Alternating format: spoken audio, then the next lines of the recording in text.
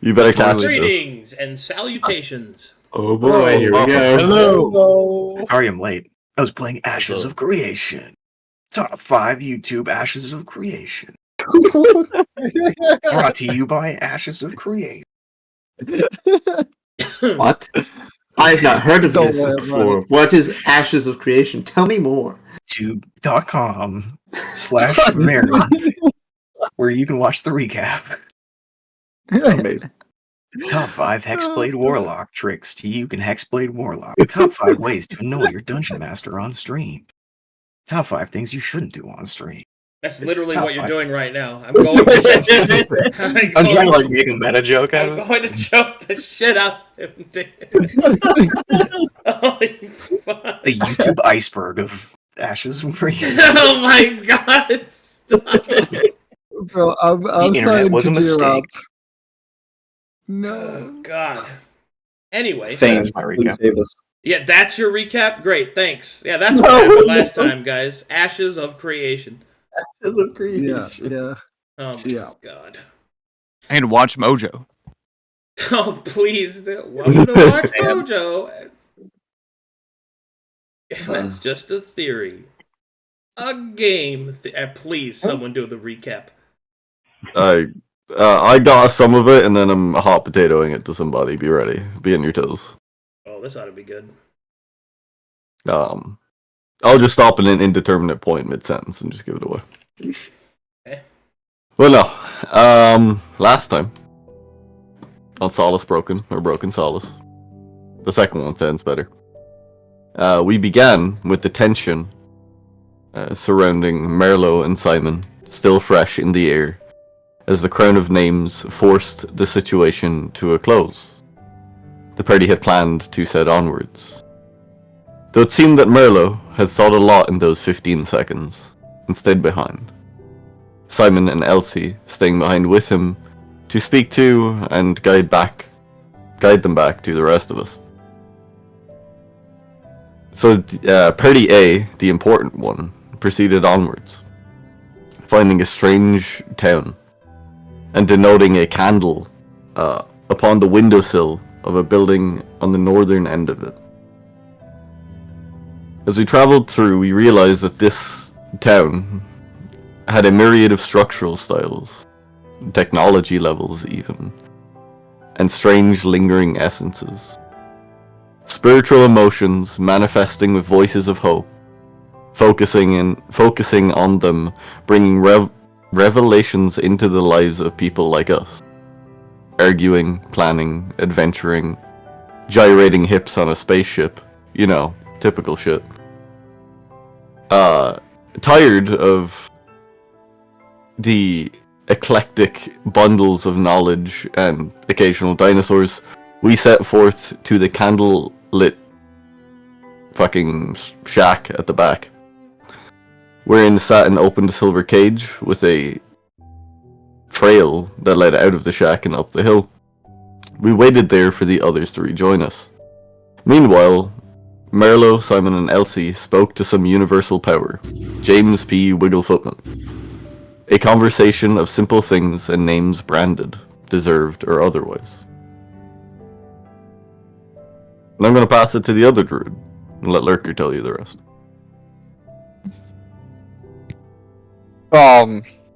Yes. After their encounter with the halfling, they all gathered back at the shack, wishing to proceed forward onto the so eagered storyteller awaiting their arrival upon what seemed to be the end of their journey, maybe the beginning.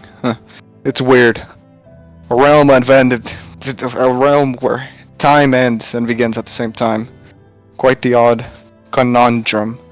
Upon their entry, they saw it, the great mythical beast, holding to its gems, in which the prismatic colors all swirled in harmony, ones overtaking others, and so on, blissfully opening its wings and revealing its, what is it, a pearl? A pearl, allowing them to ask away at their questions, which fulfilled their curiosity, and granted them just a little bit more knowledge, of which they did not have.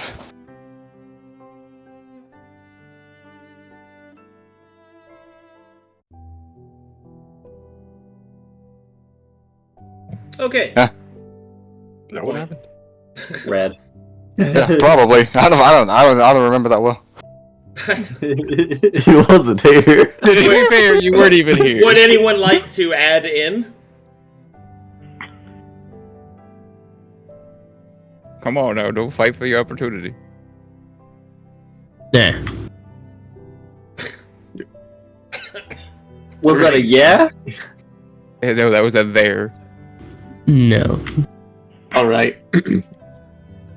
The storyteller told us about things going on in Corvinus, about colors and how they all work, about souls and our refractions, and the facets that each soul can have for a traveler's soul. Okay, hang on. I don't have notes either, so excuse me. I'm like being thrown at this. Holy shit, dude. You didn't have to continue the recap. Yeah, you jumped in. Suggestion. No one else was. You're like, okay, let me jump in the fire. Are you gonna do it? No, you do. Now we're waiting on you. Yeah, I'm Extremely good. awkward. Oh my god. Okay, we asked like questions from the storyteller. A myriad of different curiosities from everyone. Receiving a myriad of somewhat decipherable answers. The questioning went on for quite some time. Eventually, however, we came to a point where the questions flowed less frequently, and so the storyteller spread its wings once more, displaying us the myriad of stories flowing on the inside of its wings, much like on the murals on the walls, and we were granted level 8. And I believe that's where we ended, right? There we go. There we go. Oh right, that did happen. Damn, I do not care about level ups. That's crazy. Yeah, He just wants Miller rolls. I did give me my mirror lores, my Miller rolls. By the way. Wars? Bro, everyone Yes. can't talk today. Bro, everyone is fumbling today. What's going on?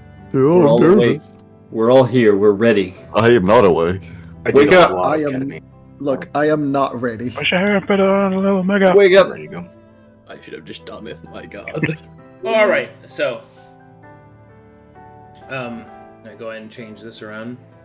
So everyone is infused with the essence released from the Great Dragon's wings. And so. I think the way that we do this is. I think I level you guys up. Like officially when everyone's here. So we'll probably just do that. We'll do each of you, and then we can just level Maze in Act 4, whenever she's got her stuff ready. But we should get everyone leveled, get all their feats chosen, and then go over the next stuff coming your way. Yippee. First of all, can we do something about this animal penis you guys have made? It was frogs. I blame Lurker for the cock. Huh? I'm fucking clueless as to what's going on, but You're I'll a take the shark. blame. You are a shark. Then I and you blame are- Kraig for the You cock. are the penis. Okay. Hey, look, I'm it's not not my the character. I don't know walrus. what you're going on about. It's not my fault I've made the perfect shaft for a penis character. What? You said that with such joy. Yeah. Alright, so first up we have is Chrome. Chrome. Roll for me 1d10 at minimum 6. Gain a level in Mournguard. Oh, Hey. Not a minimum roll. Look at that. I I meant didn't to even say hit him with a yay. yeepy. That's crazy. No Alright. yeepy. At this level, you receive the ability known as Expansive Warfare. Would you like to explain to the good people what that does? Yes, expensive warfare. If you possess the trick and mastery for your soulbound weapon. You may gain the trick of another weapon that shares the same damage type, and add it to your soulbound weapon. You must have proficiency with this other weapon and must be a weapon that shares the same unmodified damage type, cut, impale, etc. This ability is used for any future weapon expertise or equipment expertise used on your soulbound weapons. You may not choose a trick or mastery that you already have your soulbound weapon. On your soulbound weapon, DM discretion may deny some combination for common sakes. Okay. Excellent. So, did you have anything in mind for that you wanted to select? I'll be getting the trick for Great Axe Mastery. I would like to have the Great Axe Mastery onto Battle Axe.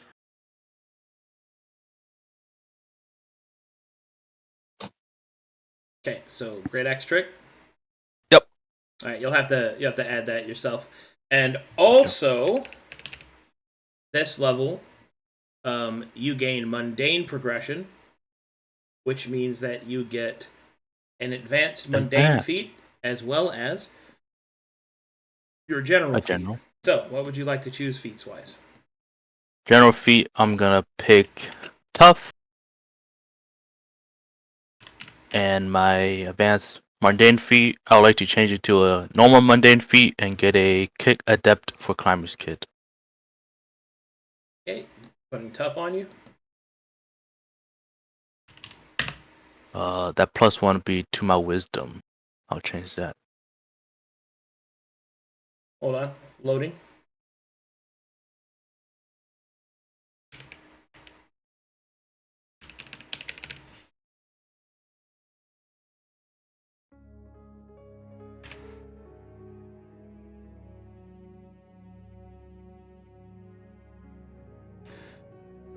Okay, sorry, I had to load some shit there. I had a question about my race. So do I get any augmentations from it, or is just Nope. whatever the base? Cool. Alright. That's I think that's it for me. Alright, you're locked in. Sewigg, you're next up. I need you to roll for me a 1d8 minimum 5, please. Yes.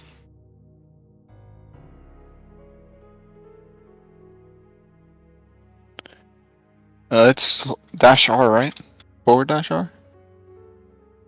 Just slash roll. That one, yeah. You are correct.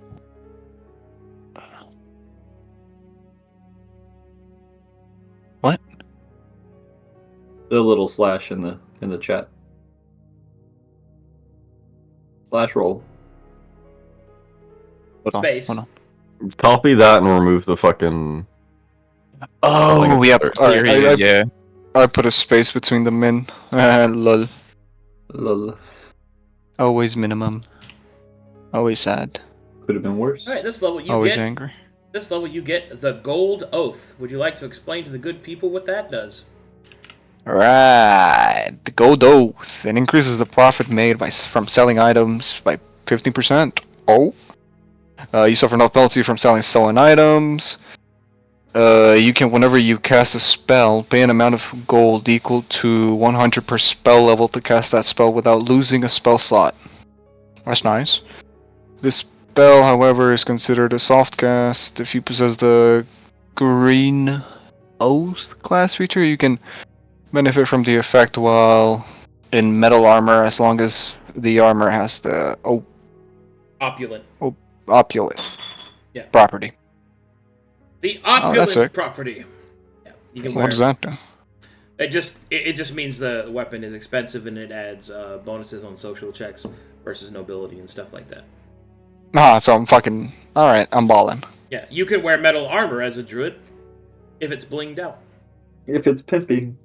Yes. I see, so I'm gonna get pimped the fuck out. In addition, you also get an advanced wanderer feat, as well as a general feat. What would you like to choose? General feat? Can I hold that choice, or do I have to choose You don't right have now? to choose now. You don't have to choose now. Alright, then I'll hold that, thank you. Okay. Next up is the Twilight Mouse. Yes. I need you to roll for me 1d8, minimal 5. 1d8 and 5. Yay. That's way better than the original roll of 1. Alright, this level you get Obfuscation. Would you like to explain to the good people what that does? Yes, Obfuscation. Whenever you make a stealth check, if you defeat a creature's perception check by 10 or more, they are considered unaware of you while you are hiding, allowing you to trigger game mechanics that rely on such things. In addition, whenever an enemy would make a perception check against you, that check is made at disadvantage. Very good. And you Yeah. also gain an advanced mundane feat, as well as a general feat. Indeed. For my general feat, I'm going to take an ASI to Dex, making an 18. Got it. And for my advanced mundane feat, I'm going to advance my warrior skill tree, learning from Chrome, and I'm going to be taking Journeyman Warrior, so that I get that sick fighting style, and I'm going to take Dilettante's Desire. Dilettante's Desire. I am the Twilight Mouse. I'm just saying. Prepare yourself for the death. Stab. Wow, you learned from Chrome. That's crazy. I did. We're dual wielding over here. Next up is Fane. What's poppin'? Fane, please roll for me a 1d8 minimum of 5. Sweet. It's a total increase of 7, plus 1 con, plus 1 branded elf.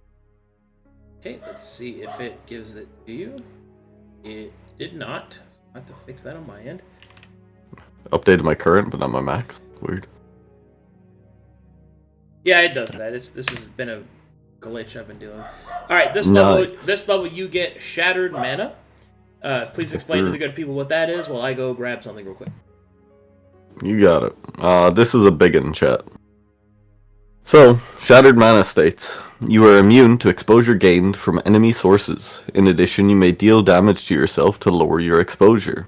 It costs 5 hit points per point of exposure. When you lower exposure in this way, you increase the damage on the next spell you cast by 1 for each point of exposure you drained per die rolled. Dissipated HP cannot be prevented or mitigated in any way.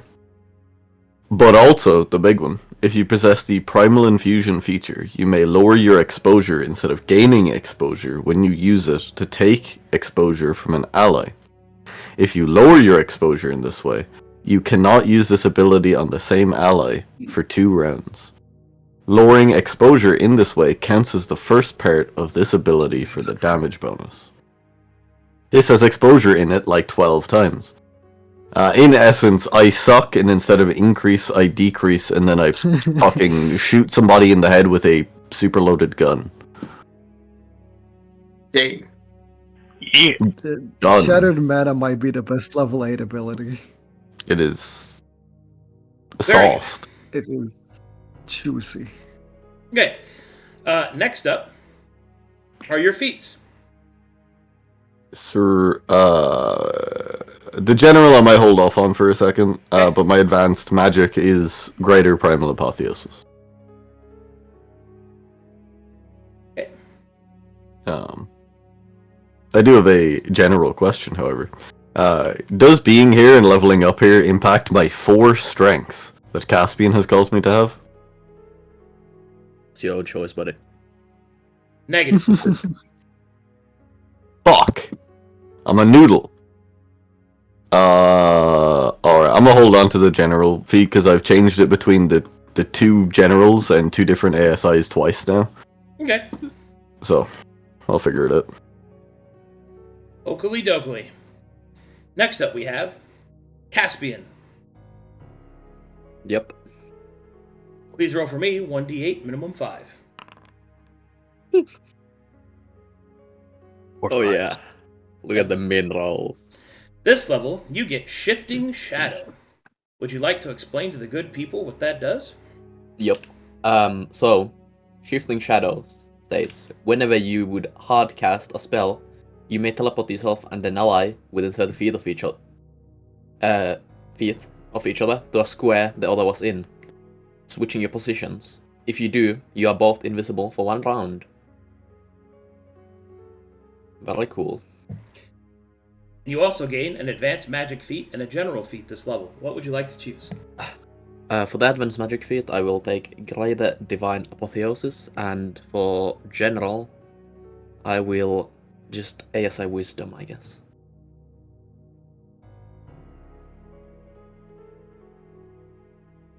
Okay. Well done. Nice job. So cool. So, Alright, next up is Simon. Simon rolled a 6. Yes. Yes. This level you get Well. the Golden Rule. Would you like to explain to the good people what that does? I can read it. Whenever you are attacked, as a reaction, you can spend 100 gold to gain 1 AC for 1 round. And you can repeat this. Very cool. Spend money to not get hit. In addition to that, you also get a general feat, and you get an advanced. Just had it in front of me. An advanced feat as well. Which do you choose? I'll choose them later. No, you have to choose them now. Alright, you are leveled up then. Excellent. Good.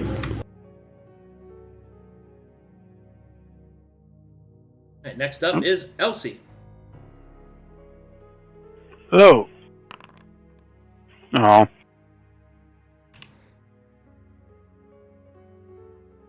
Alright, this level you get Confession. Would you like to tell the good people what that did for you?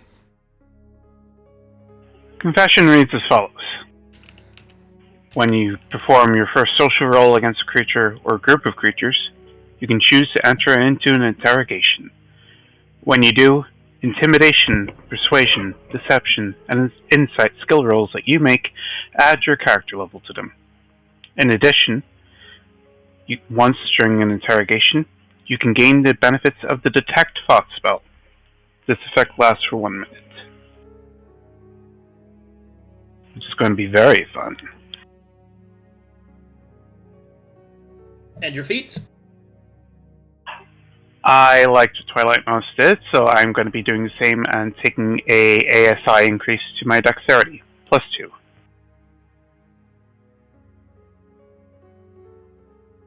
After that? And for my Advanced Mundane, I don't meet any of the requirements for the Advanced Mundane, so I have to take Mundane for Kid Adept, gaining +1 to Wisdom and Kid Expertise with Thieves' Tools, allowing me to use them on glyphs, wards, and sigils. And what would you like to add your mental ability score to? Wisdom, please.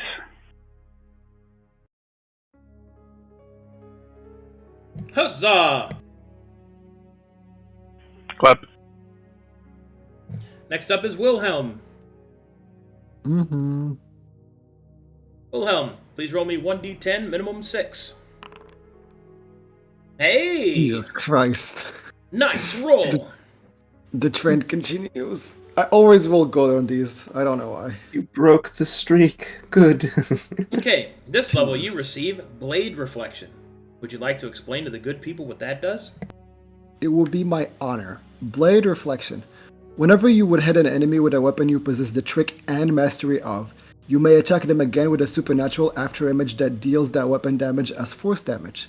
This can only occur once per round per creature. In addition, if you use Divine Smite on an attack, the Blade Reflection also deals the Divine Smite, the damage of the Divine Smite. Very cool.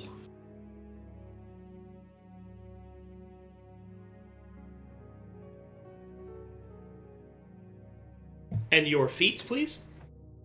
Yes. For my general feat, I'm gonna go Amateur Specialist. And get the trick in the longsword. And for my martial feat, going Weapon Adept, getting the mastery and the longsword. And both my +1s for my physical are going to strength.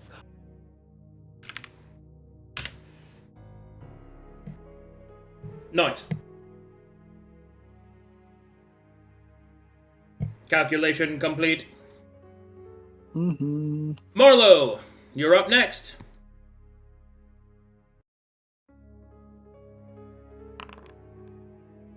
Do 8 plus 1 from con. It's 9 HP. I'm at 59. Oh wait, hold on. You chose to retrain, right? Yeah, I'm probably gonna retrain everything. Okay. In that case, do you want to just explain to the people what you're retraining into, and then we can just handle your level up later? I think because you're actually I could just fix your token now. Well, I'm going into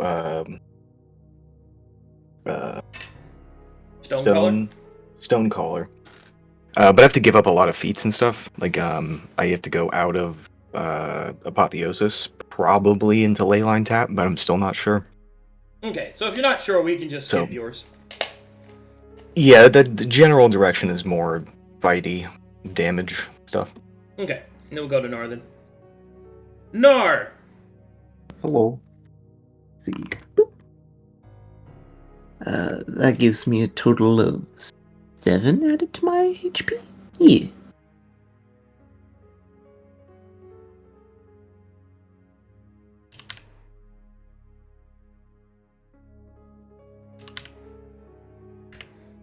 Okay.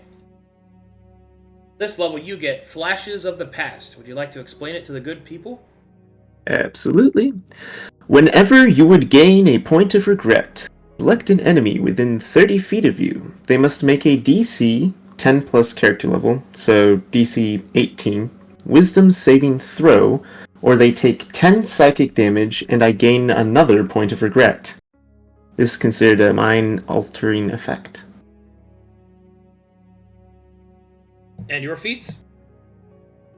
I will be taking ASI for +2 in Charisma.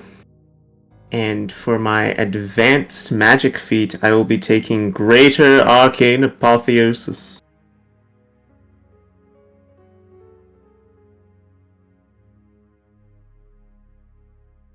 Time to explode with magical power.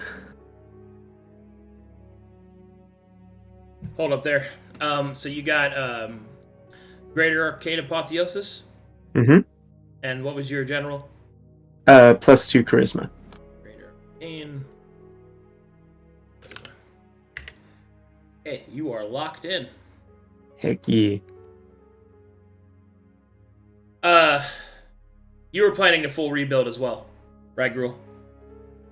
Yep. Alright, well, we'll just skip yours. And Mazekeen's not here. Do you know what she's gonna do, Bound and Broken? Has she talked to you guys about it? She's going back and forth on her magic feat, so I don't think she has anything concrete. Okay, then we will skip that as well. Alright. As these energies flow through you, you can feel yourselves sharpened and strengthened. The facets of your traveler's soul polished and sheened. The experience is overwhelming. The dragon will close its wings as the storyteller gets back into its comfortable position, and it will state, "Now you are prepared for what is to come." What's to come? Well, that is entirely up to you. Cryptic? I'll say it's all been a bit cryptic. Ever since we got our hands on tier-related stuff. I don't need someone else's direction to know what I do with my own power. I think we all have enough that know what to do, where to go. And if anyone has questions, we certainly have answers.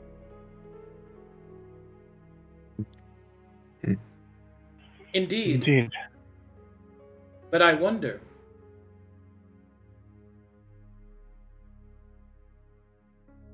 do you know what it is that you truly desire? There are many that answer that question. There are many that believe they know the answer to that question. But it has been in my experience that those that find themselves entangled in chance and destiny and fate very often do not even know themselves, not to speak as to what it is that they truly desire. There are some things that cannot be skipped, some avenues that possess no shortcuts. The wisdom of oneself is one of them, I think you will find.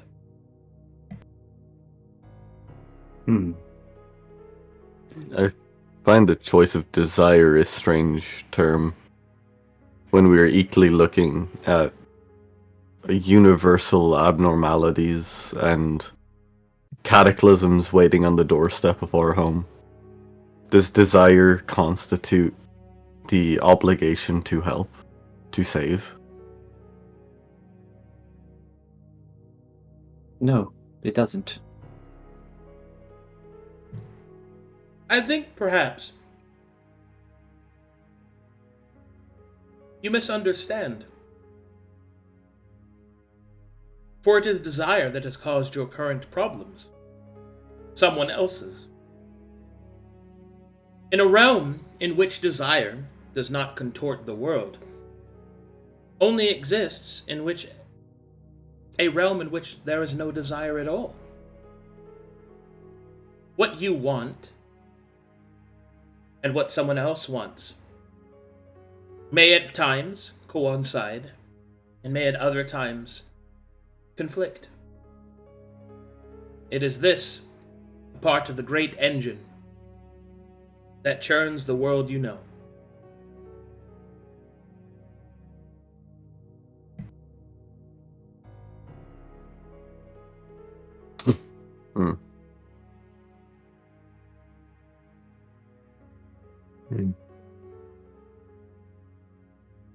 For a good while, it felt like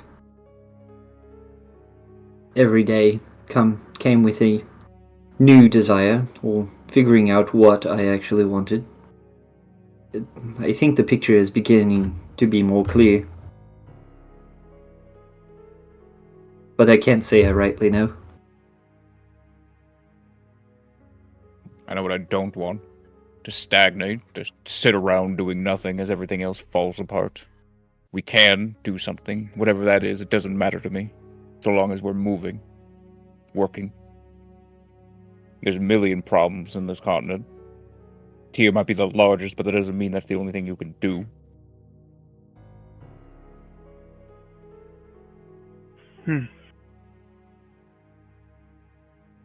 The heart of the question is what desire drives you. Not just the wish to not stagnate in your current goal, but what comes after. Stability. Maybe for some others, it's not what I care for. What comes after is someone else's problem. What now that I care about. Can't leave it for someone else's problem. That's where Matheria went wrong. She thought she could fix it in its entirety. She was foolish. But until her promise was broken by another force, it worked.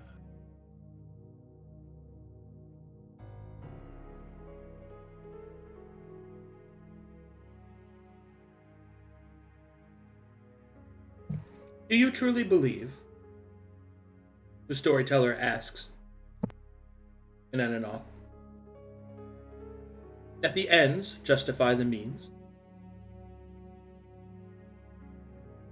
The storyteller will ask this question without a hint of judgment. Purely. Of course. Purely academic. Of course. What else are we supposed to do? Worry about every plant we step upon? Every man we've killed already? Is it truly unjustified? Truly justified? I don't want you to waste time sitting philosophizing. I'll leave that to the others. They seem to love doing it. If I have to kill, I'll kill. I understand the importance of building. I've seen it myself. We do it ourselves. But part of building is killing. To bury those underneath you is just a part of what we do. I will openly scoff. And sometimes you have to dig up those you bury. Then why do you question the way I do everything? What do you mean, why? Because you get in the way. You purposely fight against the things that we're doing because you decide to be childish. Just because I do something because I believe I know how to do it. Because I learned how to do it. Because I understand that there are things that we have to do as well. So the means are important to you? I said I justify them.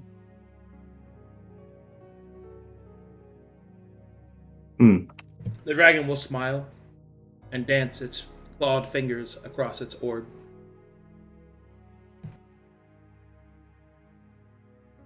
I get results.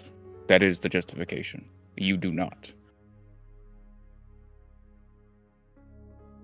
Results happen. Yes, thanks to us. How many times have you embarrassed us in court or upon other important people? You miss my meaning. So much argument for a simple question about desire.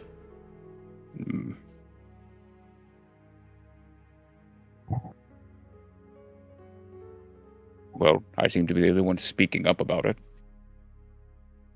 What's there to speak on when everybody's desire is different?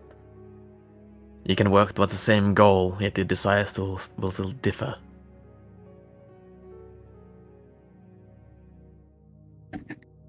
There's wisdom. Can I insight the storyteller? Is this like some kind of riddle? Sure, you can insight.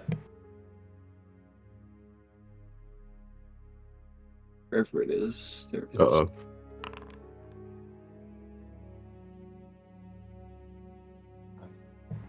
You can see that the storyteller's claws dance across the orb as if it is enjoying the discourse. It also seems that it is watching each and every reaction. Although it does not judge you morally, you get the feeling that it's tracking what you're saying.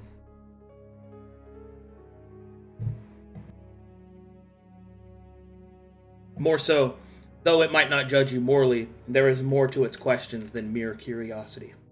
Mm-hmm. Do you ask these rhetorical questions for your own amusement? What is the point of these questions?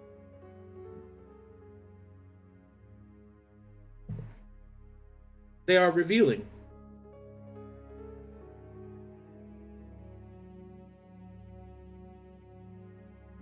It is imperative for one to know the facets of the tools in which they have to implement.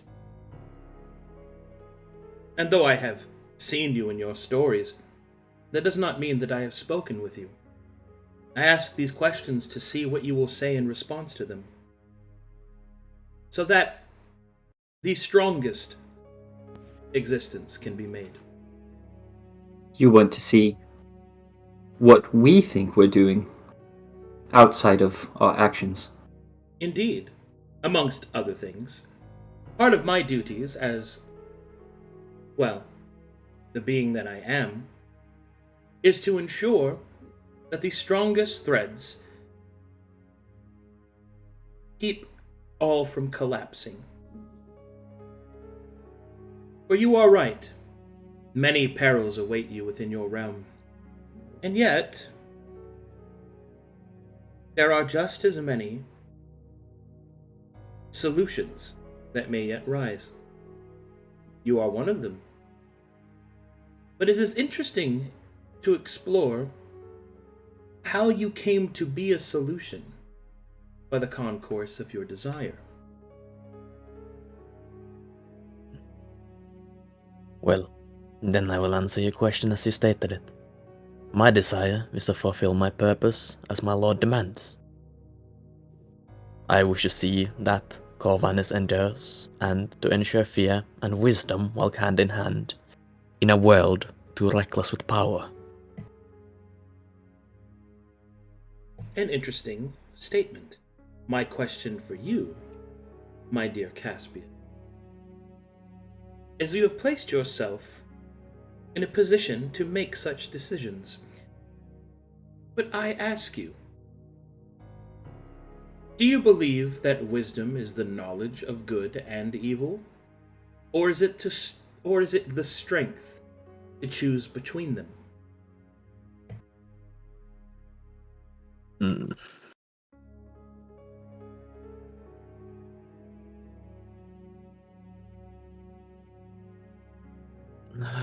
Good question. It's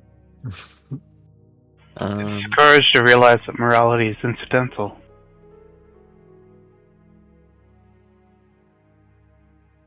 Incidental?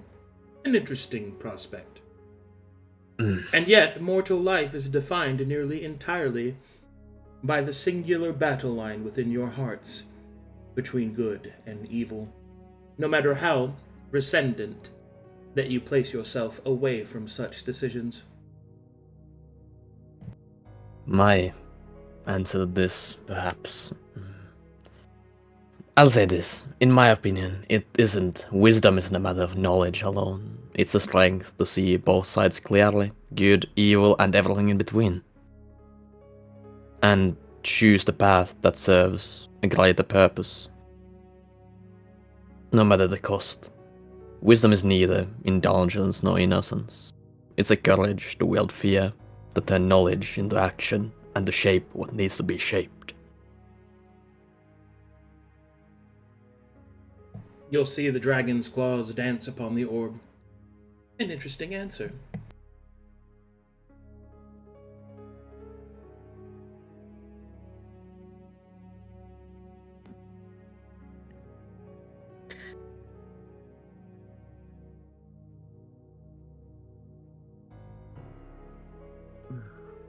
I answer your question. Can I ask you one? The dragon will nod. Okay. Honestly, my desire has changed with passing of time and traveling with this group since back whenever I first met Tellery. But I think one thing has remained in my heart. I want to be able to have a home to come back to. To live life to the fullest, grow old and die. I want that. And if that means I have to carry the weights of the world and face insurmountable odds against some mad wizard, or use and protect colors and all that stuff, then fine. You wish for freedom? The dragon asks. Freedom's nice, yeah, but there also needs to be something to return home to. People, a place.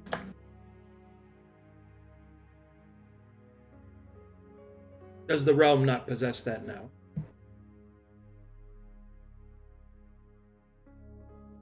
Not if it's all in danger.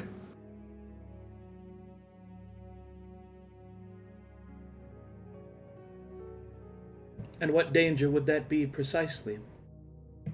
The dragon asks as its claws dance upon the orb.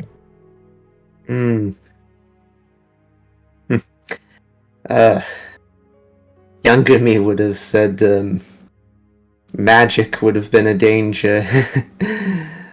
Church, perhaps. Now I'm more worried about everything being destroyed, or the wars continuing, bleeding everyone dry. All these prophecies of the Orange potentially overturning with the ancients, the world.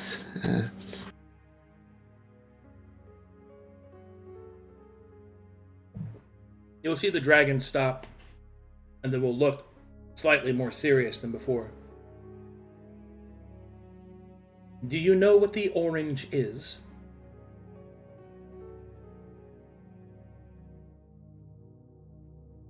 Important.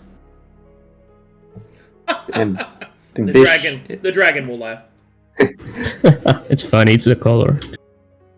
I mean, it's important. It is. It's one of the things of life and creation. It's ambition. And like the first time that I met and talked to it, it's necessary. People need ambitions and dreams, goals that they want to achieve.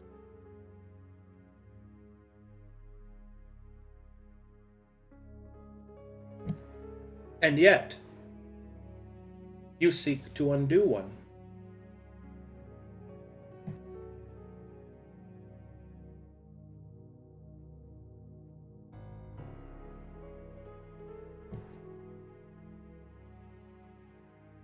Or it was a great ambition that led to the current state of your realm. It is by a great ambition, for the good of all, in fact, that your continent currently suffers the way that it does.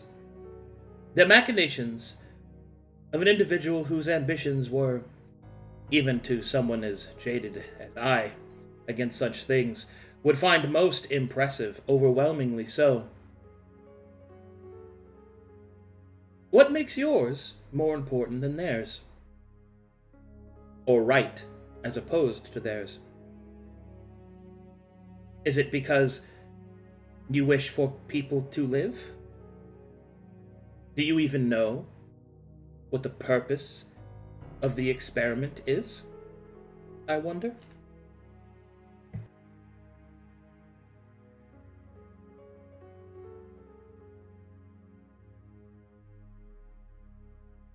Was his experiment not to, well, save everyone?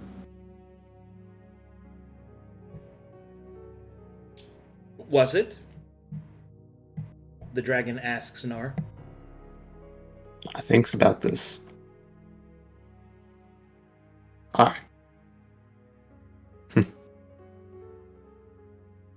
I mean, I guess unless I asked him directly, I wouldn't know. Or if I found books and such. I guess everything I have is assumptions.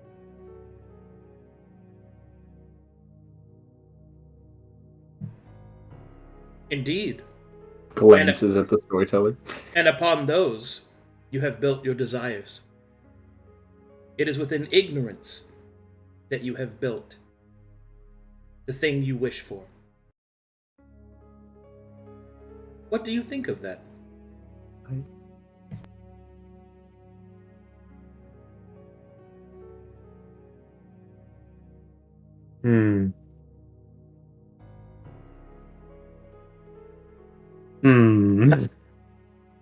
I was gonna sit down and take a thinking pose.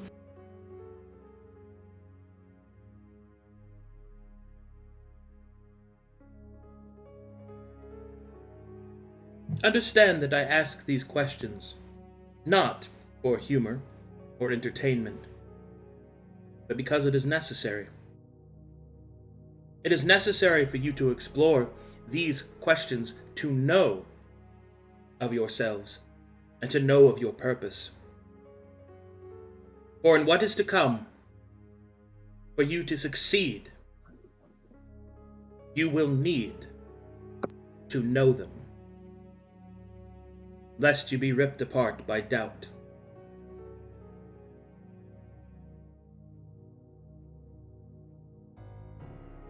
Your failure and success are not my purpose to know, nor are they my interest. But I am a being that is composed of several facets. The story, whatever its ending may be, must be properly prepared. And as such, knowledge, as the dragon lingers its gaze upon Marlowe for a moment, one of the few, perhaps fundamental virtues, depending on whom you ask, is required for your movement forward. But not just academic knowledge, knowledge of yourself. For if you are to walk the same path as the Seven, to be the heroes of the new age, regardless of whether or not you believe you are one, is irrelevant. For few get to choose the circumstances in which they are born, and that which the great tide of fate has brought them. Yes, they can choose at where in the wave they can be found, and perhaps even which side, but nevertheless, there are some pieces of this world that even by the mightiest of ambitions are still ebbed and flowed. If nothing else, than by the pure fact that such ambitions exist. So, I propose to you, dear mortals, heroes of the new age, whatever you wish to call yourselves, know of your purpose completely. For doubt in what it is that you do, for what is coming next, may render you asunder. There are enemies beyond that which you cannot comprehend. And your performance is imperative. I will tell you more if you ask, but there is a certain freedom in ignorance. I shall leave it to your choice. I want to be prepared. I'll tell you, my desire was once more cloudy and perhaps insensible. I wished to return my master to life and repay a debt to him, but over time, with my companions and in searching for this desire and a solution to it, I came upon ample information about the state of the souls in our realm, and I've revised my aim. Their souls should be allowed to go where they're meant to go after they die, and be remembered by those they leave behind them. I think my desire is to pay forward to them the freedom I was granted. That is what I want.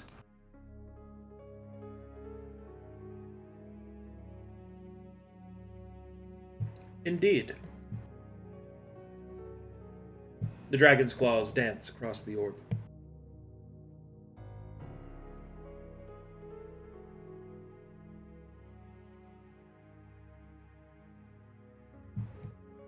Why is doubt a debilitating factor? I heard it from Lorne about soldiers with conviction, and now I have heard it with you. Is doubt and consideration not every bit as important when making a decision as convictions that are ironclad?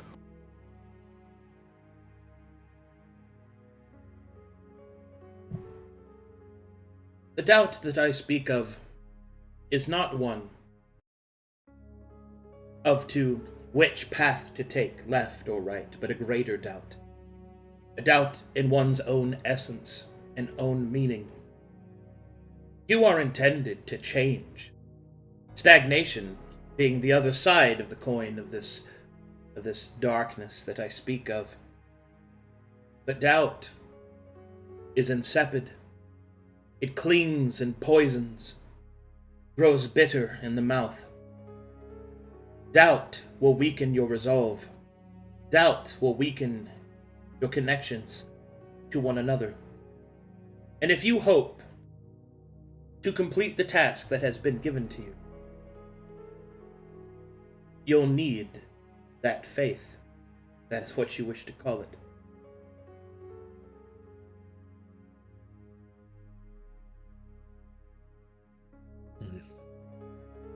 Ignorance is a flimsy shield, one that I do not wish to hide behind. If there is more you can share, I, at least personally, would take that knowledge. It would guide wisdom and resolve. So be it, if that is your desire. The dragon will turn its head towards Marlowe. Record keeper, as your holy service to Ezekine, you are one of the few who may write down these words and have them pass from this realm. When you are prepared, I shall begin to speak. Sure, yeah, I can do that.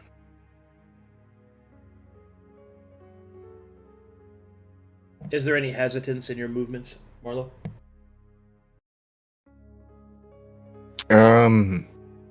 No. He's not particularly enthusiastic, but he's also not hesitating, I guess. He's just going for it. Whatever you say, I'll write down.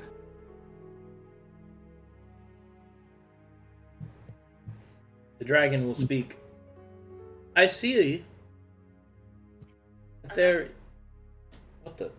Hold on. Siri, talk to me. Scared the shit out of me. Goddamn ghosts in here, bro. Yeah, Siri wants to roleplay. Siri's over here just... Ah, the angel speaks. Fuck, that was weird, dude. Wow. Wowzers. I forgot what I was gonna fucking say now. Oh, the dragon will state. I sense a lack of enthusiasm within you, Record Keeper. Have I uttered something to offend you? Not particularly, no. No. I think that's just his face. Might I know the source of your malaise? This conversation's a bit strange, so... Bit, not really following as much.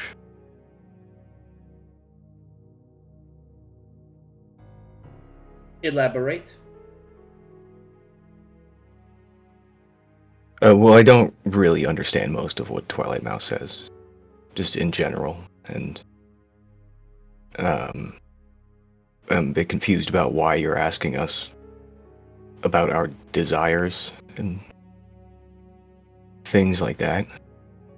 I know you've already kind of explained yourself, but I don't know, just seems odd, not particularly engaged with it, I suppose. I shall reiterate, for it is important that you understand. You are about to face a peril that will challenge your very existence. Not your bodies, but your souls. The very premier of your existence. Your success hinges on how well you know yourself, as opposed to what you know of the world and each other. I ask so that you might think. I ask so that you might reveal. And that you might heed my words. Perhaps in time they will become clear. But for now, I shall say the piece allotted towards me. Amongst the many perils that you will find within Corvinus, there are as follows. 3 apprentices have risen up to take their master's place. They work and wield powers the likes of which they cannot even truly fathom the effect upon. The in-course of this is one of the many sources of the damage the continent is suffering from. The sporadic use of the ley lines the induction of silver salt, and the damage that it has wreaked. Of these apprentices, there are 3, as I said. There is the one who follows sacred, impossible, and forbidden. The 3 laws of Tyr broken, as it were. His 3 beliefs. I will admit that the wizard put his 3 beliefs to quite the most potent explanation to the rest of creation. But now he is gone. His story has ended. And yet, despite such a thing, he is attempting to rekindle himself. This cannot be allowed. Nor can the apprentices continue the experiment in the way that they are. Not only will it possibly destroy your entire continent, but indeed, it will cause more damage in more ways than I could explain. So, suffice to say, that if you truly do desire that the entirety of the continent not be destroyed, the 3 apprentices must be dealt with. How you choose to deal with them is entirely up to you, whether it be by sword or word. I leave it to your discretion. Discretion. Discretion. I don't know why I said it that way. Your discretion. He's fancy.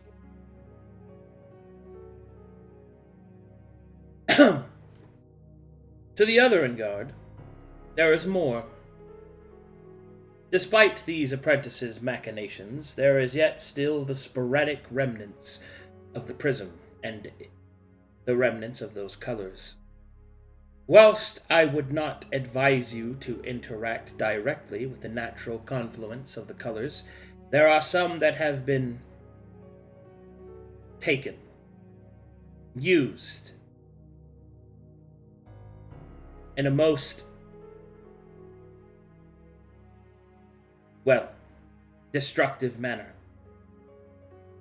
It took all of creation to bind one of the colors that had lost its way, to re-heal the prism, and even now, in the dwindling embers of that singular moment, colors are yet still spread.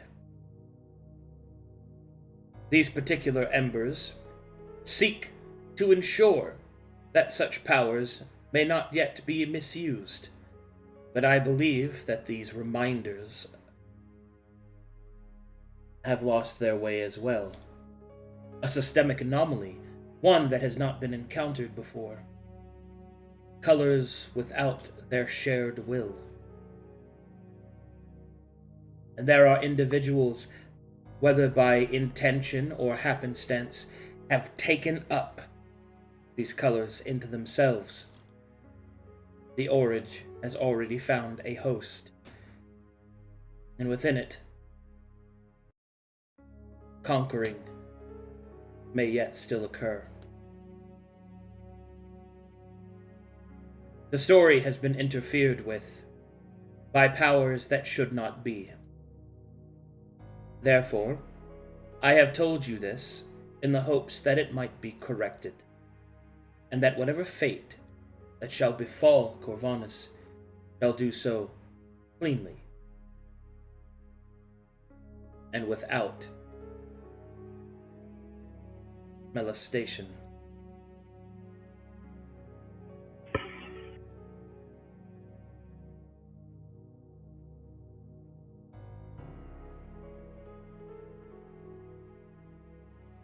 The dragon will wait for you to respond as its words wash over you.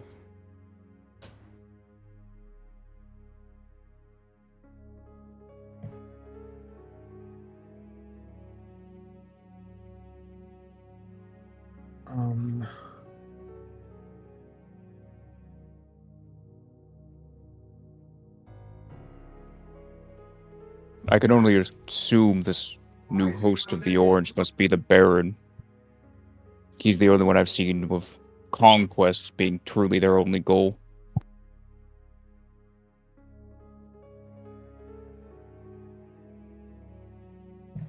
great ambition to unite us all under his banner. Perhaps. Perhaps. It is difficult for me to discover the hosts of the colors. An unfortunate side effect of being bound to them in the way that I am. But yes, that sounds like a chosen of the orange.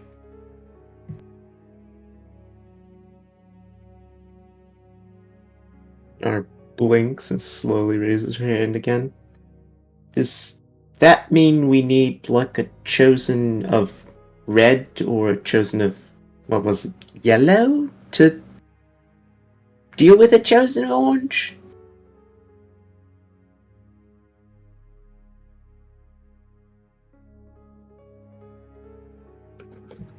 As the orange is active, the one that feeds it and the one that tempers it must both be involved, and a trinity formed. It is the only way to ensure balance. You said earlier the yellow was weakened, though, right? Indeed, for the yellow feeds the orange. Time feeds ambition. Right.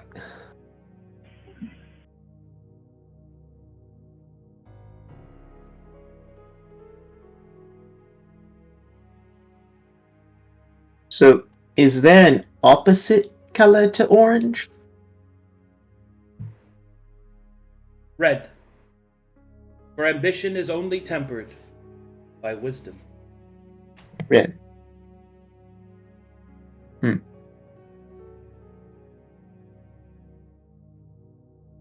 Despite this, all three colors must be present in order for one to be sealed.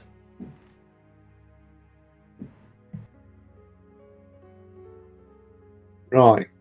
Alright. Thinks about that for a bit.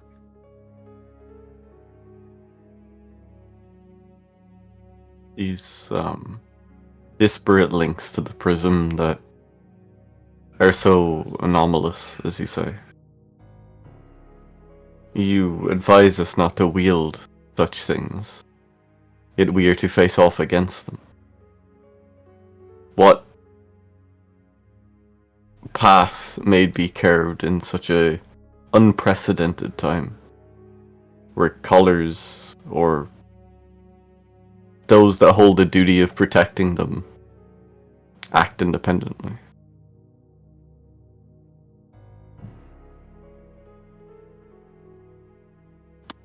That is why the importance of your mortality cannot be stated.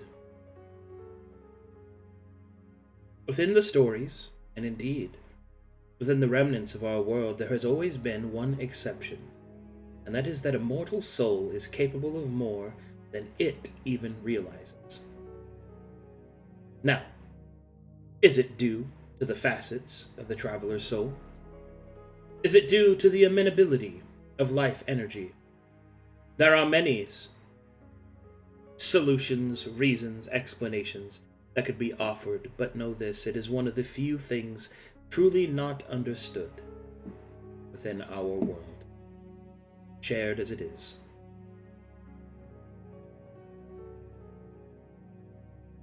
And a separate question. You've bore witness to countless stories. I do not know if you act on a cycle or if you have been here since the beginning. How many groups of travelers like us have you imbued with the same hope that you then watched fail to doubt or corruption? Many. And yet none.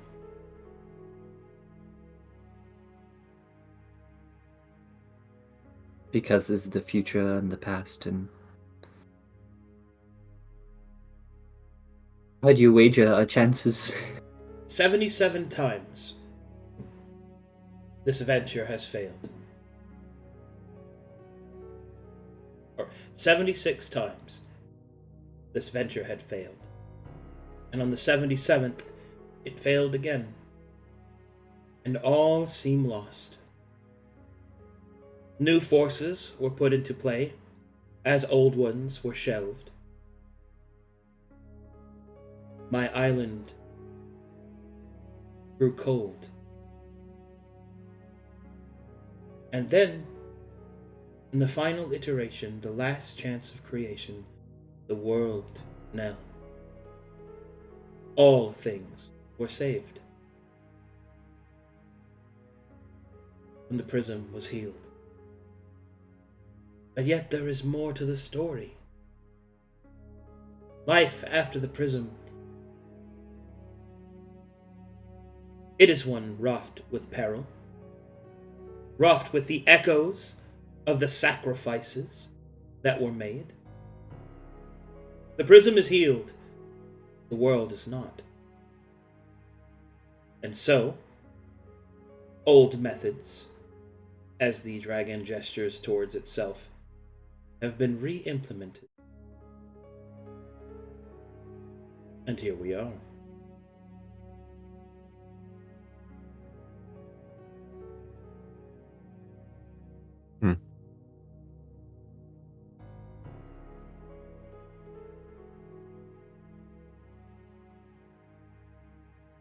These reminders.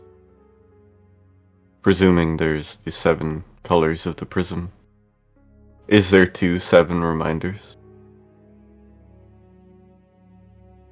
I would presume that you will see that there are many reminders of each of the colors, but the most potent would be the orange at this time.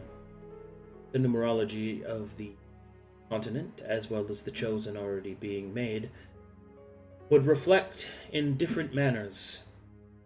It would reflect in eyes, it would reflect in actions, it would reflect perhaps even in clothing or the very minerals of the earth. But, as it must be, 2 other colors become relevant at this point. The yellow and the red, in which to feed and temper, in which to balance. The other colors, I suppose, may be inadvertently involved. They're reminders trying to prevent what had happened before. Truth be told, I cannot tell you what is next within the story, for yours is unwritten, and by a hand that is greater than mine.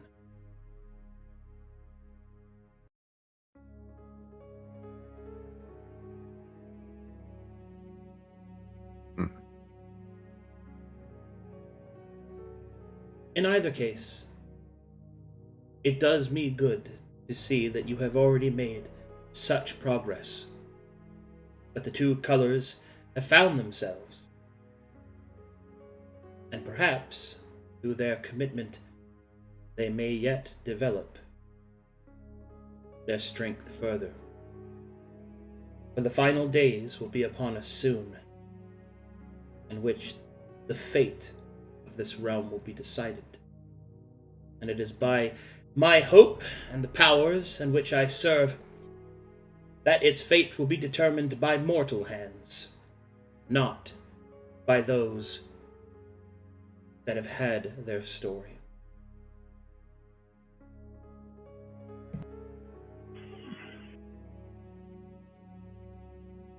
Is that your desire? I do not have desires.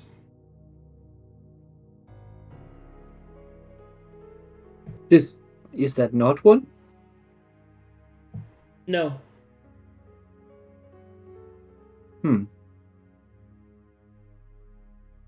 Well.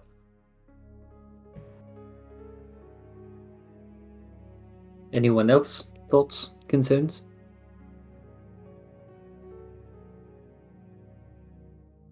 This champion, could he undo the work of Tyr? Shatter the prism once more? Yes.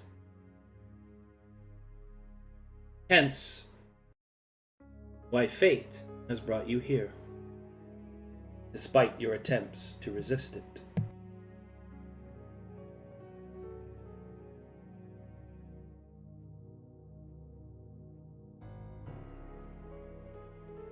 Then, if all this gathering, the processes of these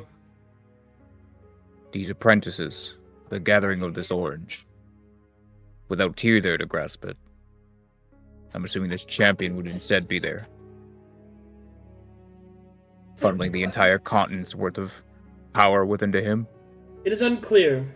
It is that my belief, from what I have seen, that the apprentices are only focused upon their residual act of acting as a vessel in which for the Mad Wizard to return. I perhaps even doubt that they are aware that the experiment has advanced as far as it has. Or perhaps they don't care.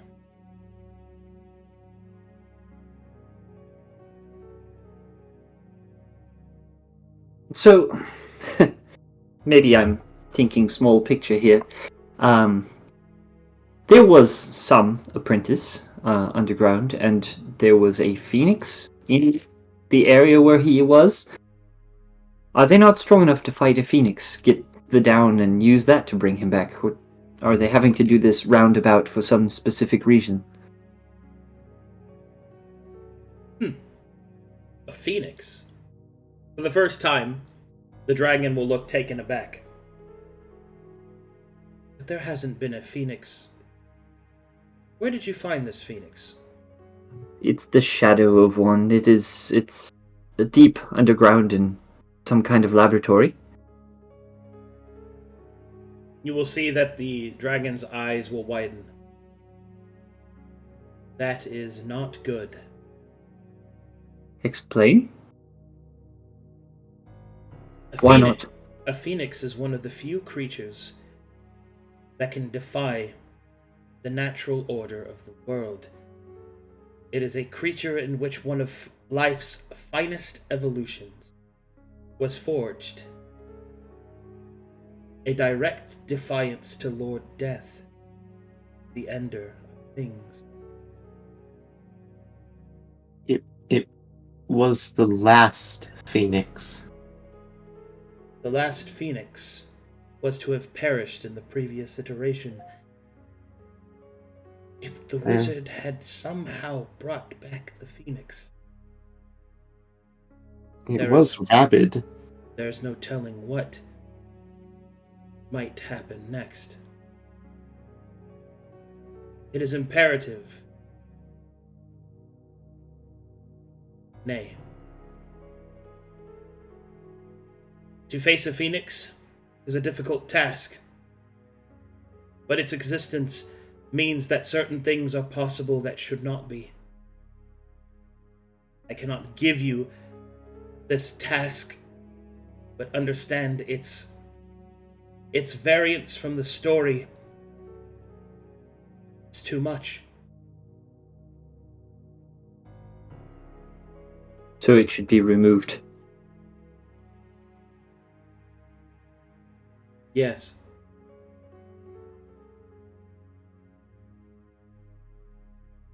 We noticed something within the vault as well, with the phoenix. The trees we passed to get here, they were also within the vault with the phoenix as well. Yes, they would be. A phoenix is a creature like myself. It exists within the space between. Its powers are aeonic.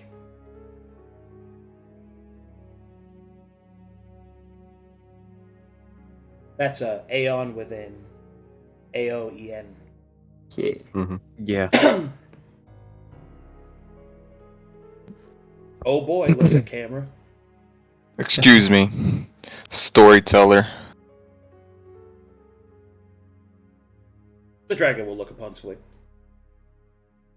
Let's say this phoenix was drained of its life, the essence of it, left in a form where it can be killed, left in a cruel state, lost of its own mind.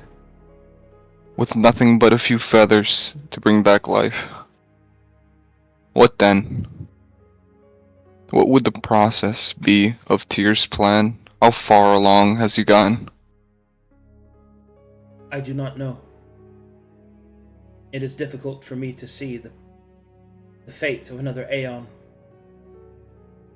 But know this, that if what you have told me is true, and if the Phoenix possesses its Aeonic abilities, there is much damage that it can do.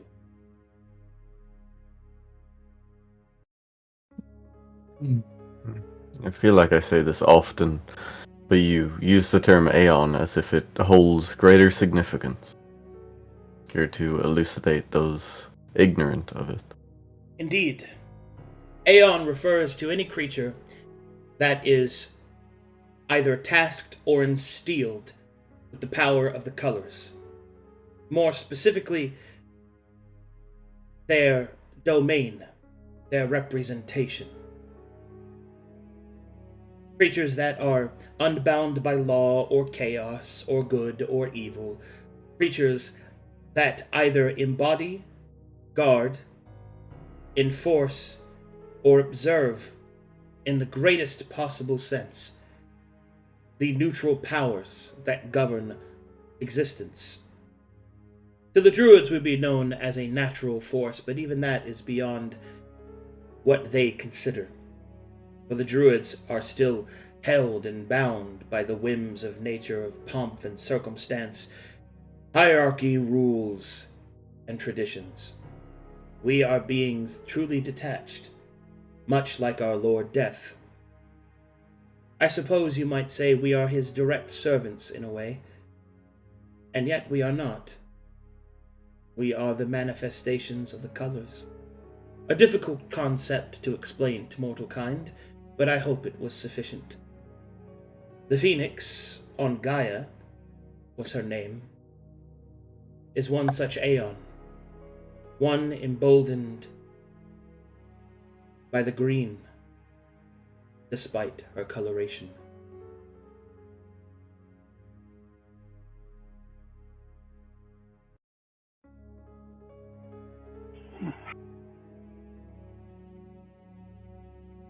Fane just nods, and has an incredible intrusive thought about the moist path and all this talk of neutrality.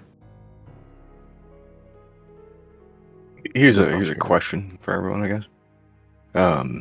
If Tyr is so hell-bent on coming back to existence, why not let him? Why get in the way of that? He saved the universe, didn't he? Why should we stop him from coming back? The dragon will shift and move its orb and will say, because the Mad Wizard was a creature of obsession. Its obsession was to defeat an enemy. That enemy happened to be the enemy of all creation. But it was not an act of good or even survival. It was an act of challenge. A problem solved.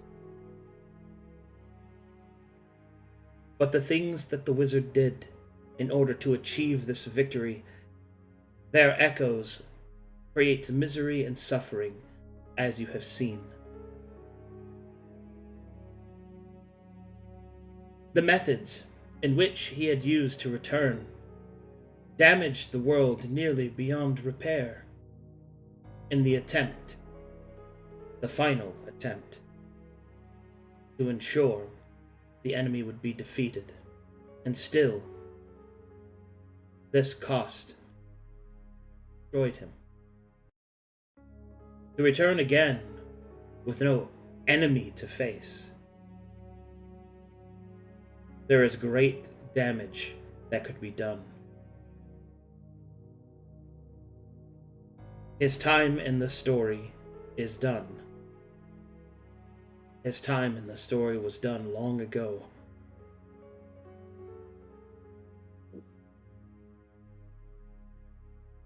I I am somewhat confused, as during our travels through here, we had seen another called the enemy waiting at a gate.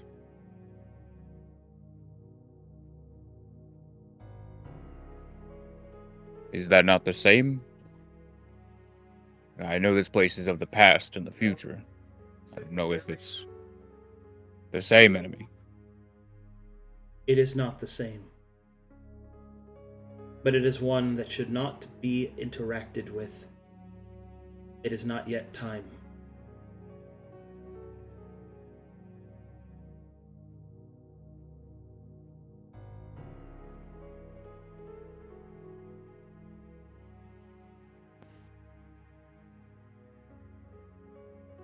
He'll just kind of frown, puff to himself, and move on, I guess. I am so sorry to cut you off, but there is an emergency. I need to drive someone to the hospital, so I'm gonna have to drop. It's fine. It's fine, Venom. That's Go ahead, fine, step buddy. in. Go Be save safe. him. Do what you gotta do, bro. Be safe. Yeah. Hope they're all right. Yeah. Okay. Fuck. +1 Venom.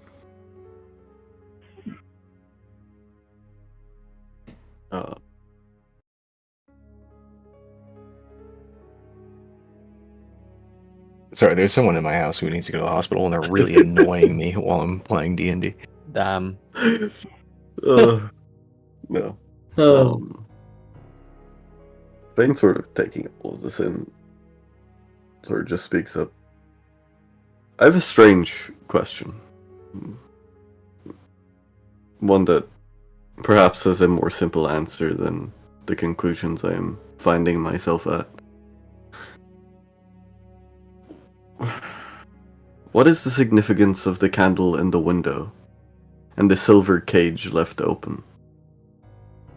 The dragon will smile.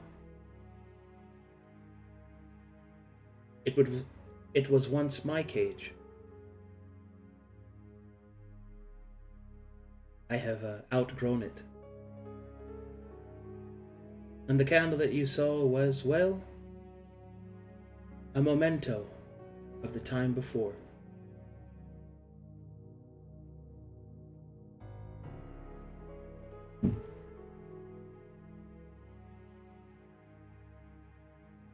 It is a mind-numbing thing to consider what would keep you in a cage. Well, to be fair, I placed myself within it.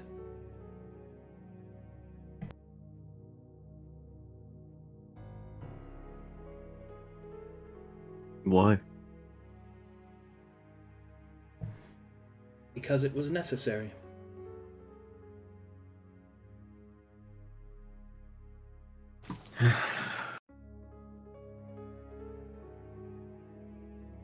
Most notably because when those that found me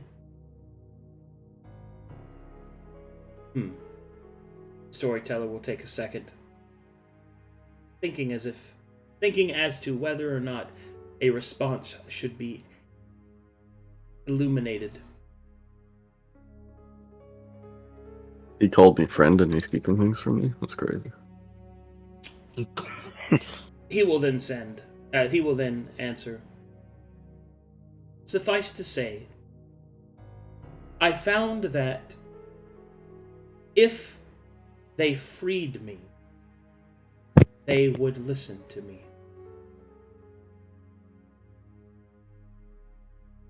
Or were more likely to.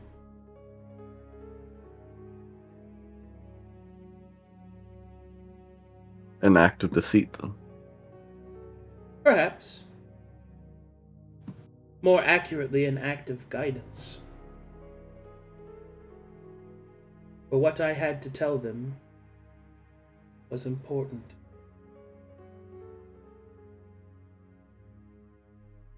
Then why not test us in a similar way? We have many disc reviews. The reason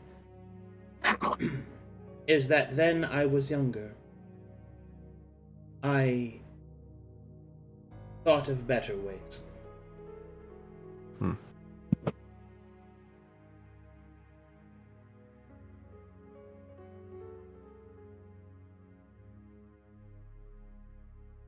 Marlowe raises an interesting point about the recursion of this mad wizard. While I understand your hesitance against it, every question that I have posed to you about the meaning or purpose of mortal life has led you to answer with the wonder and possibilities within it. Is that not true, even more so of this individual? Does he not deserve it? Even if he is vile? Would you have rendered him from the story to stop his previous actions? I struggle with the idea that such a capable individual, despite their atrocities, could not be put to better use dealing with the current issues of their own experiment. Who else understands the machine than the man who built it?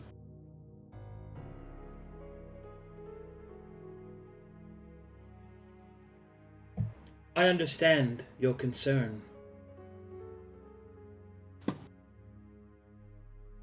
A chance was given. 77 times. There is a limit to the patience of creation. And there are some stories that no matter how many times they are told, they will not change. Yet, I don't believe you. Because by your very statements, the reminders are remnants of a prism, acting anomalous to their base universal scaffolding of intent. You tell us that one thing on one side of the wall is behaving against its nature, yet another cannot. I don't disagree that he should or shouldn't. 77 times is a preposterous amount. But I find the reasoning not to be a more selfish one of claiming he does not deserve it than refuting that he could change. I don't believe you for two reasons as well. One is everything you've said to us is laden with desire. Or maybe at the very minimum, judgment. And two, I thought at the beginning of this conversation that we had shared a similar perspective in seeing things as stories. However, you proclaim that Tyr's story is over, and yet I can't help but see it as the underlying plot. Maybe it's a difference in perspective, but I don't know. Maybe you should tell us your desires so you can learn more about yourself, I suppose.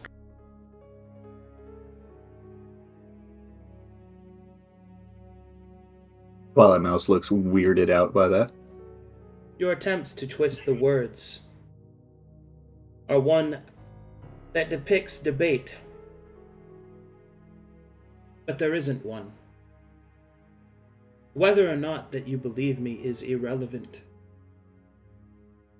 You will still decide to do as you wish, and that is the intention.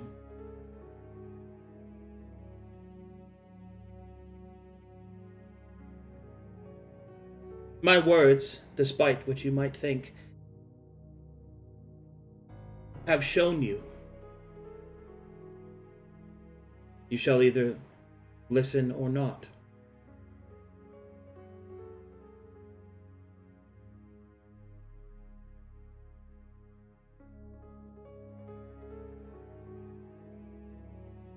When Nenanoth told you what he thought, and when Knarh told you what she thought, you had a counterpoint.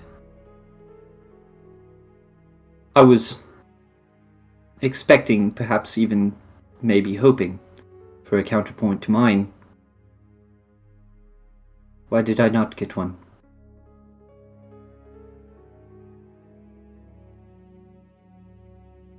Well,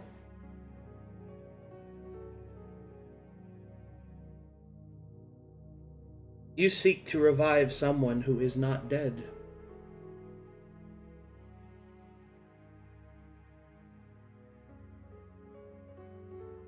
And the ignorance of such a thing means that your desire isn't complete.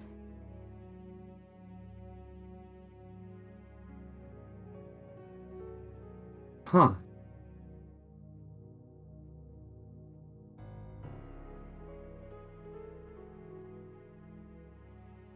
Well. Good.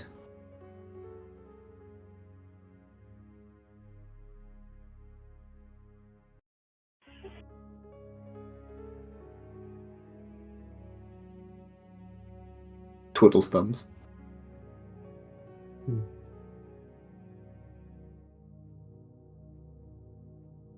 He'll roll his eyes as a new form of hyperfixation has been born. The dragon will shift. You spoke earlier about what oneself wants, but I do question my own existence. Why is it that the green oath isn't severed upon my own death? Death is natural.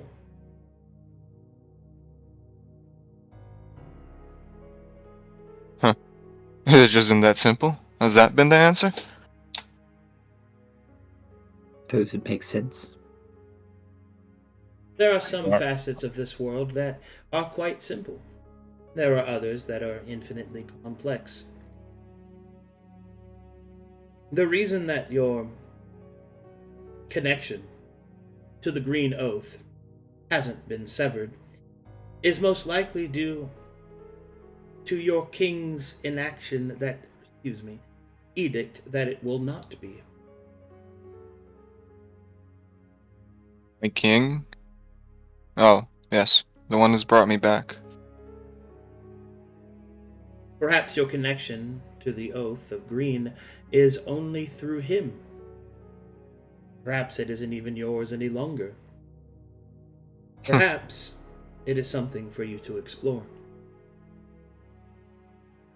Not mine, but his. What were to happen if I were to ascend into lichdom? Would that connection be severed? Would it be lost to me? There are some questions that I cannot answer, for they ultimately contort your beliefs. Suffice to say that your ascension to lichdom will be decided on the perceived necessity of it and your willingness to risk your connection to the green.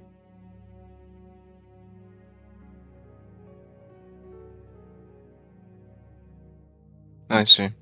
Well, thank you for answering my selfish question.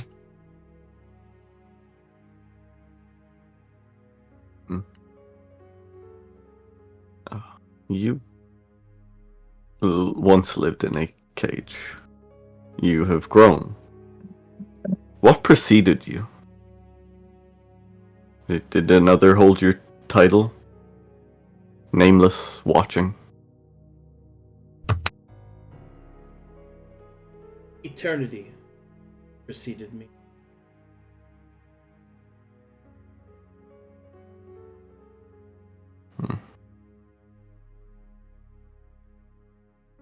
And your form, is that a choice that you have made?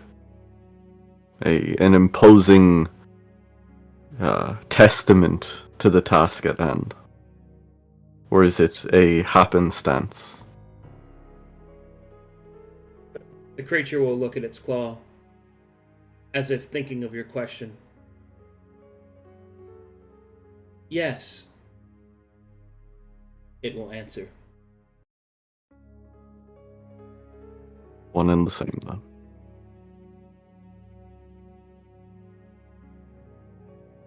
I am somewhat also interested in your form. I've met beings similar to you, but they don't hold the same role, I guess, to speak. Are you different somehow? Greater? Alteration? In what way do you mean? They did not hold the prism, I guess, as you do. I do not know if that is something to be expected of all of them. Perhaps in their color, as they are, well, defined by it seems.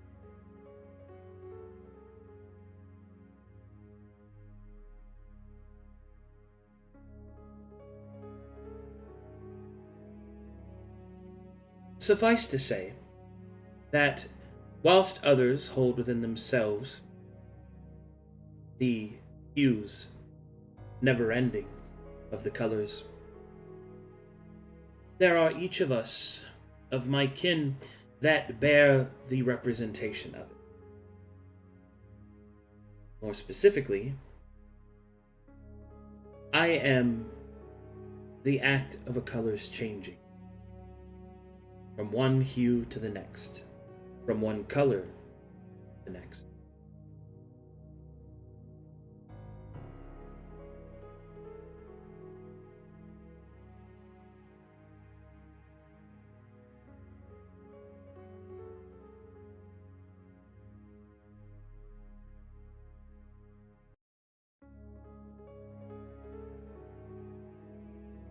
I'm sure we all have endless curiosity of this.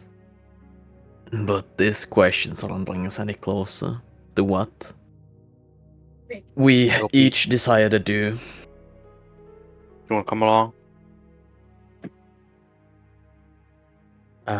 If there's more to this than words, then say it plainly. Does this conversation lead us closer to what we must accomplish, or are we simply talking in circles at this point?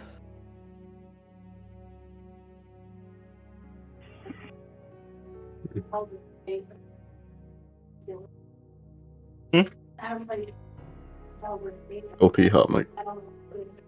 I can.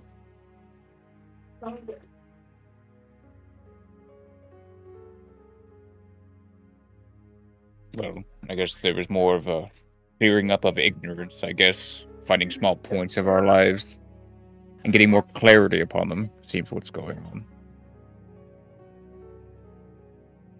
I suppose I have one last question. You keep talking about how some of us are ignorant on things, and that's a good thing, but you also don't want us to be ignorant of stuff. Why? Some ignorance is chosen. Some ignorance is not. I am to ensure that that which you need to know is available to you. Whether or not you choose to learn it, deny it, accept it, is up to you entirely.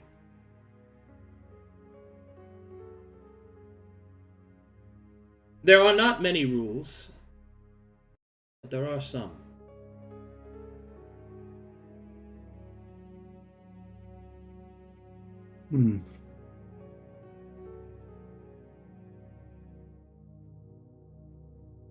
Would it...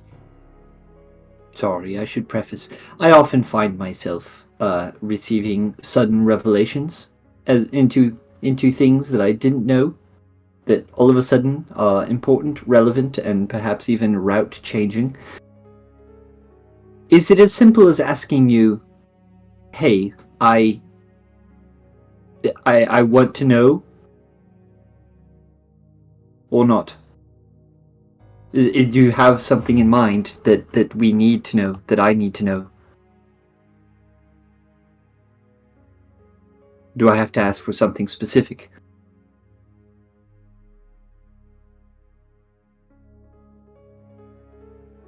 You may ask, and it shall be seen. What do I need to know?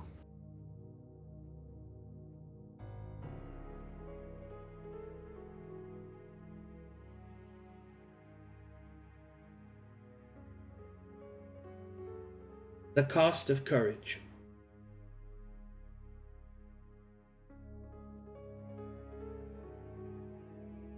What is the cost of courage?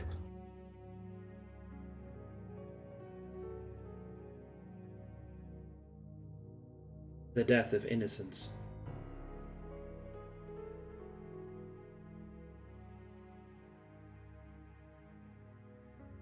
Hmm.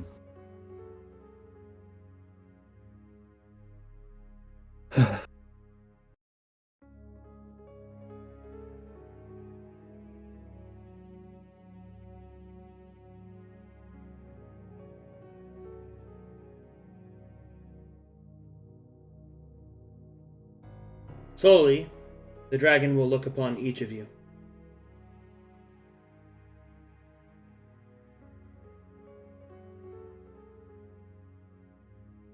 I believe your instruction has been sufficient. If there is not anything else that you would like to know, your time here, it ebbs.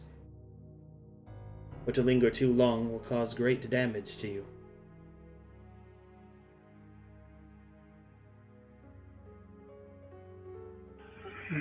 We have our direction. I am ready. I can speak of the others, but we know now. Send us.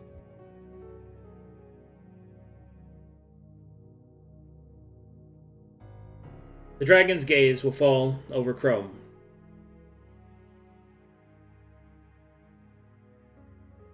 Are you ready? I have been for a while.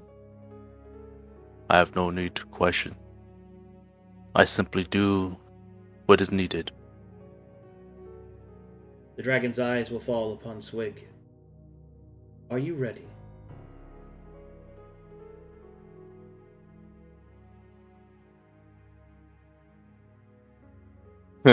Ready? There is no need to be ready. I've lived a long lifetime before this. This, I do not live for myself. I just live for them. To see them achieve their goals. Mine? They sit at the back of my head. So, does it matter? No, it doesn't. Let us continue. The dragon will turn its gaze upon Twilight Mouse. Are you ready? More than I've ever been.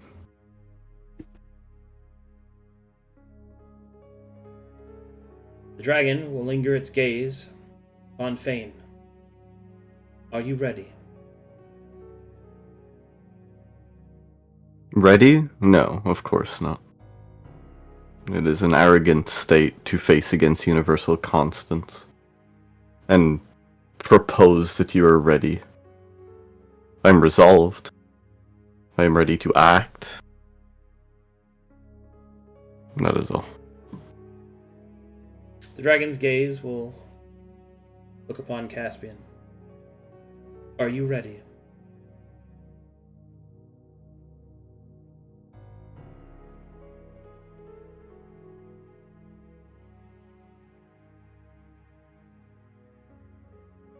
Caspian, are you there? I can't. There's a muted look. Yeah, I was muted. I will fulfill what I set out to do. Dragon's gaze will fall upon Simon. Are you ready? Yes, get me out of this place now, please. Dragon's gaze will fall upon Elsie. Are you ready?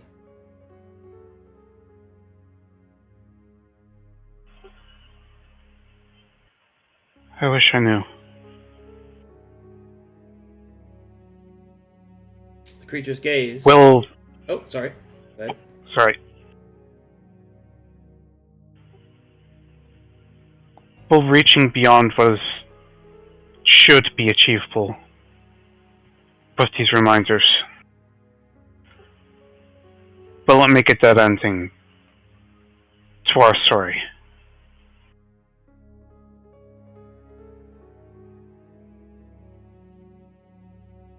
Creature's gaze will fall upon Wilhelm.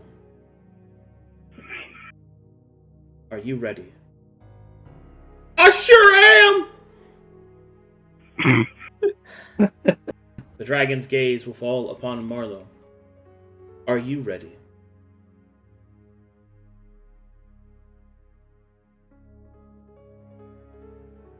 Marlowe shrugs. The dragon's gaze will fall upon Knarh. Are you ready? No, but whoever is until it's time. Dragon's gaze will fall upon Menenoth. Are you ready? I've grown restless, doing so little here. Whatever we do, I hope it's something meaningful. The dragon's gaze will fall upon Mazekeen. Are you ready? 9! I'm a dog lady. Bird. Alright. With that, Storyteller's wings will open up once more. The path you choose is your own. Your time here has come to an end. Go. Your story awaits.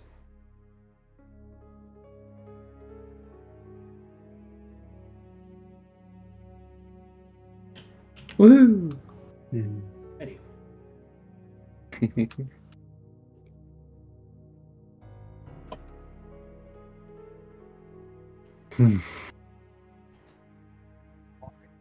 Man, Cornelius is gonna be so mad we didn't fix the statue. Man, I could have done it. I could have spent like a couple of days doing mending. Stone shape, all that good stuff. Yeah.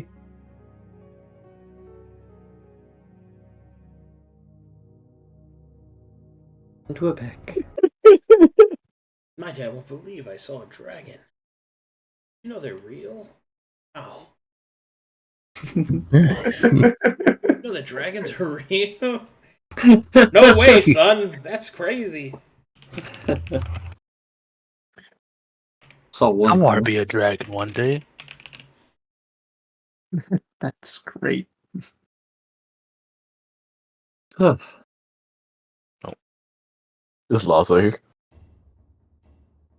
I don't know. Here's where I have a bit of a timey-wimey stinky. One of the other groups wants to contact Lazo, or wants to contact Sherazade. The problem is that I don't know when they're going to do that, and technically speaking, as timelines are being, properly set, I don't know if he's here or not, because he might have talked to them and went and did some other shit. So for the time being, he's not here, because I don't know if he is going to be here. He's off running a city. It's fine. He is otherwise engaged. That's fine. Yeah. Because there's another group that was talking pretty heavily about doing it, and depending on when they do, yeah. Depends on if we're here or not. Who wants to come here? Who'd come here? That's crazy. So many people. There's I guess another important question, what's the condition of the sanctuary? It's fine. Not on fire. Yay! Yeah. Not broken apart. No, Laza fixed it. What? Nice. Oh, so it was broken. I mean, a little bit. Some cracks here and there. Nothing some good old-fashioned mending and elephant grease couldn't solve. Elephant grease. Elephant grease. Elephant grease. oddly sinister. I wouldn't think, I think It's like a snake oil salesman. I wouldn't think too much on that, guys. Like a snake oil salesman. You gotta oil those snakes. It's like elbow grease. Yeah. Oh god. In a trunk. Didn't you guys know that Marlowe cans his sweat? Pretty. He's a rock. He doesn't sweat. What do you mean? He's a rock. All right. He's sediments, brother. The whole country. Look around. He's sediments. he just perspires sand. Home, sweet home. Well, I can't say I still together. can't say I expected any of this. Fane will crouch down, frog squat, slap his palm on the floor, and summon Frozes. That was an experience.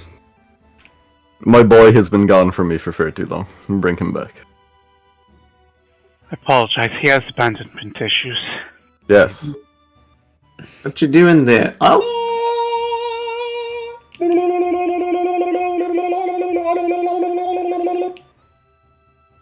Oh god, the art. Good. Is that one of those frog kings you all talk about? that ain't a. Nah, it ain't a Toad King, but it's definitely cool. No. This is my familiar Frosis. Roses? He is A frog. he is a frog. He's He a is frog. right. Shouldn't have known. He's incredibly wise and also a, potent diviner of things. But that is not his purpose currently. Yep. I'd bring out my familiar, but part of my contract with her was I should only bring her out for like combat and whacking things. She has homework. Process need not fight. He is better than that. Yeah, she's got homework too. Good. My son Alright. is back to me. I'm assuming this thing has reanimated. Nope. He's a barrel. Oh. Oh, thank fucking God. Oh no! No, just a your barrel. barrel is dead. Oh. The first time Alright. in probably 6 hours, canonically speaking, Marlowe will kind of crack a smile and look upwards. God is real. What? Okay. Oh, But, hold on. I have to do this. Daddy! Oh no. Daddy! Oh, It no. starts, Oh, it no. starts holding Daddy! a spell. Oh no. Daddy! Daddy! Ugh. oh, good. Oh god. Ugh. Smell. The hell are those? How long have I been gone? Oh, don't know. We made a lot of babies. Yeah. What do you mean by What? We made infections happen. So many infections. that? How? Yeah, they came into our place, and we bit them. We sure did. It's spreading. I feel so good. Where? Come look at our den, Father. Yes, Father. Our den looks great, Father. Father, look over here, Father. I will slap his helmet. Perhaps pitchfork. Gets... All right, you look over here in the corner of the stone sanctuary, and they've scratched little faces on some rocks. Yes, we've infected them, Father. Look, they have our touch. They start moving them around. Unfortunately, Nananoth, the ghouls you raised were once actors. Father, look. I Should have known all the drug addicts I was picking up would have been actors. I wish to infect. Okay. So, Father, I hunger for the flesh of the living. I wish to kill the innocent. Where? Screaming baby. Okay. What? Go ahead. Don't question that stuff. He's dealing with a lot of undead problems at times. Right. He is an undead problem. Yeah. Can I summon Alucard here? Oink!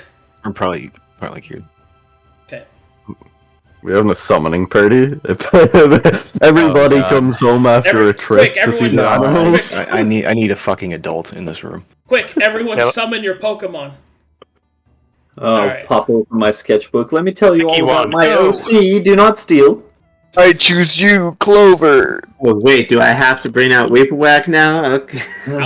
Alucard. Didn't you just say not to? Alucard will be summoned. Yeah, what's up? These are new people. I don't care. Okay. He'll kick barrel, and it'll roll over there.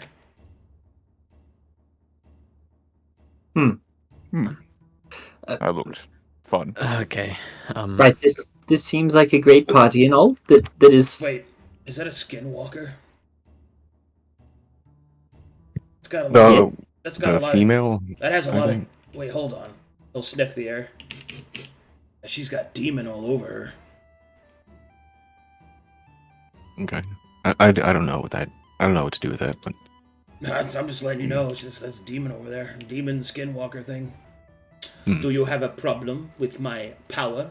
You want to take it up with me? Huh? 9? Good on. Well, Yeah, what's your opinion? we have a bunch of undead, so Why did you summon me? I figured that I don't know, you have a mature presence that I see. would add to the. Sure. I've had a long day. You know, it's Speaking- nice. Right. Okay. Have you been practicing your great swording? Technically yes, but not intensively, I suppose. We're gonna I have plans to make one. Yeah, we need to do something about this core. He'll point at your flabby stomach. Marlowe will pull out his character sheet and point to the word otter on it underneath the build section. Alucard will erase otter and put twonk, which I think is the same. I don't know. I don't know enough about the term. it is the same. He said I need to pull out the otter. three-dimensional chart again, Arcadum. It is the same. All right, shut up. All right, enough. Technically, I am on the lower end of the otter spectrum. Oh, God damn it. Fuck's sake. Marlowe says to Twilight Mouse. Yes, the lower Slightly end. nod in agreement. Yeah, I The agree. term is Ashen Weasel. You call me Ash. Oh my God. Please, no, dude. Look, okay.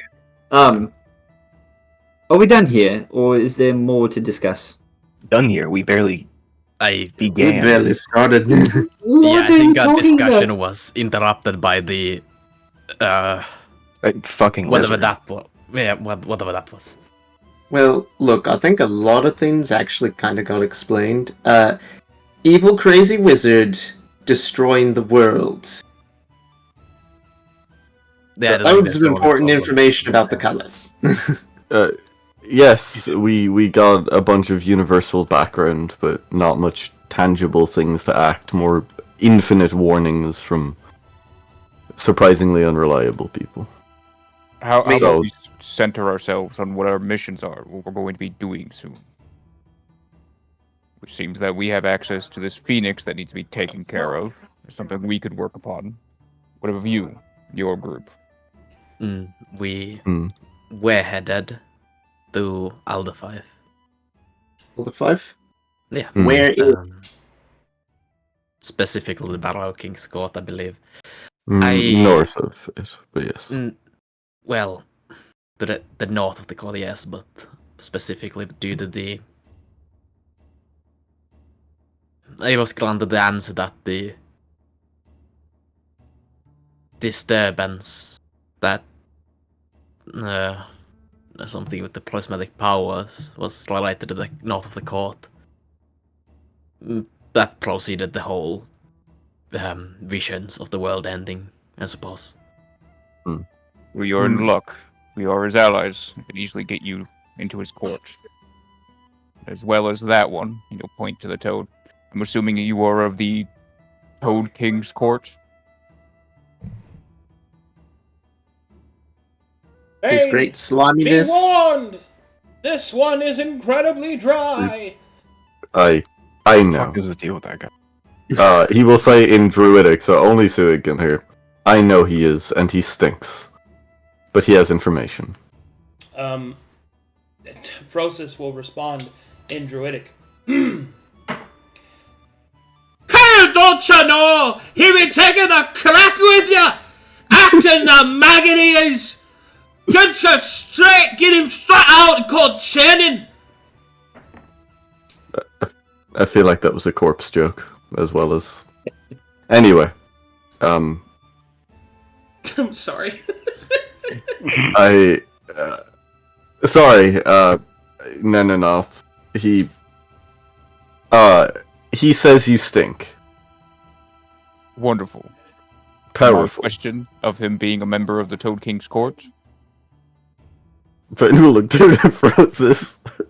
Frossus will respond. Ribbit. To me? Is it like an elongated child? Like, what the fuck? Very long, very tall. Aye! Of course I'd be a member of the Toad King's court.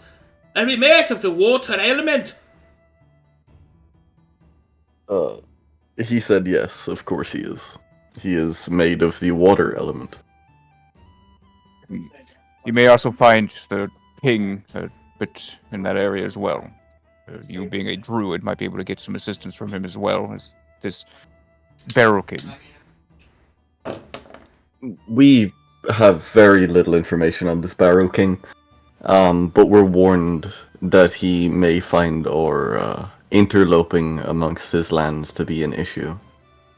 I will share the, I suppose, truer goal of this excursion, so you know we aren't attempting to thwart an ally of yours.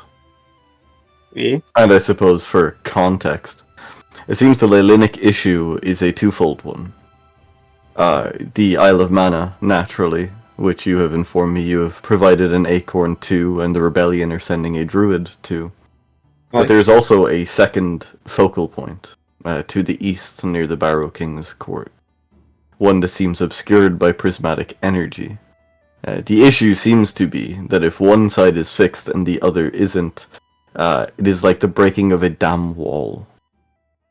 If efforts are loosely coordinated, we may stop this expulsion of sickened mana and keep it contained.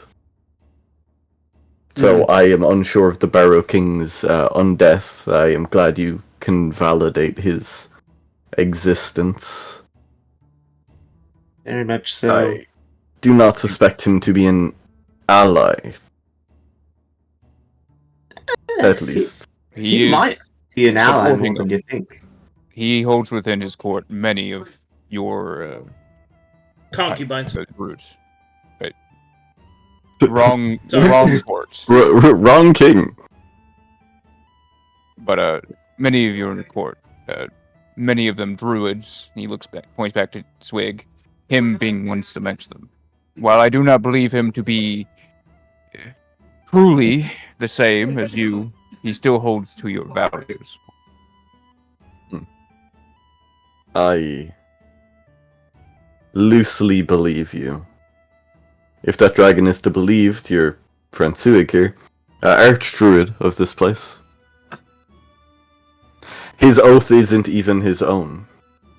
A facility that calls us that is a curious one, and will not be privy to the entirety of our goal. The fact that it's not my own oath would make you more comfortable whilst approaching the Barrow King, for it is his oath. He is the one that keeps it, not me. If you wish, we need a way of speaking with him. Proxy that is able to allow him to speak through them. Hold up. Before we start making cities and communications, let's give you the short and skinny of actually what's going on. First off, take what the dragon said with a grain of salt, or whatever kind of consideration you have towards it. Second, we've gotten to know the Barrow King for quite some time. I believe he's a good man, but despite that, he is an existence of vengeance. He seeks to destroy the legacy of his daughter Matheria, or right the wrongs of the past, so to speak. Here's the issue. In order to do that, he's channeling power, either as a druid or he knows From the druid circle? methodologies. Yeah, from the druid circle, his court. I assume this is the place you're looking for. It might not be, it might be, but I would approach him as if he were a very intelligent druid. I would guess that your interference would stop his ability to draw from the well, so to speak. The planting of the acorn. Maybe not. Maybe you can come to some amiable conclusion where you both get what you want, but I would suggest that we work alongside one another. We will focus on resolving the last gate that connects Moazkadan to the other cities, the Demon Wastes, resolve the Metharian issue, and hopefully, in time, we can put the Barrow King's vengeance to rest in time for you to plant the grove. That's my thought. Does any of this information sway you one way or another? More confirms what I suspected. As Nenanoth stated, and Sewigg, that the fact that he holds the reins to those oaths should sway me, but it does not. Lichdom, or what I know of it, and its bounds to the Green Oath was described as related to your relationship of it, Sewigg. Just because he holds the reins does not mean he embodies the ideals as I or the Western Druids do. Just that he embodies them enough to fool himself. I would appreciate contact, and you all will receive honest communication. As, quite frankly, I don't think I could ever really share such things that we have seen together, amongst others. There's a common goal here, and it feels like stability. It is one I intend to walk alongside you in, where possible. Marlowe nods.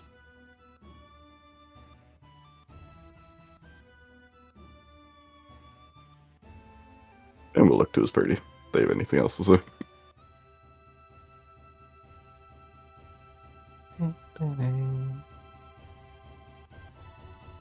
It just eyeballs Simon giving drugs to Chrome. Look, Averts eyes. this conversation was intended to Mind your business!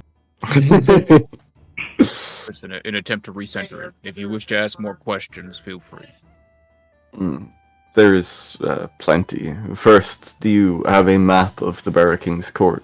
As an ally, I assume you would have aged records of what it once looked like, so that we may maneuver efficiently. Not what it once looked like, but of its current state. I can give you that.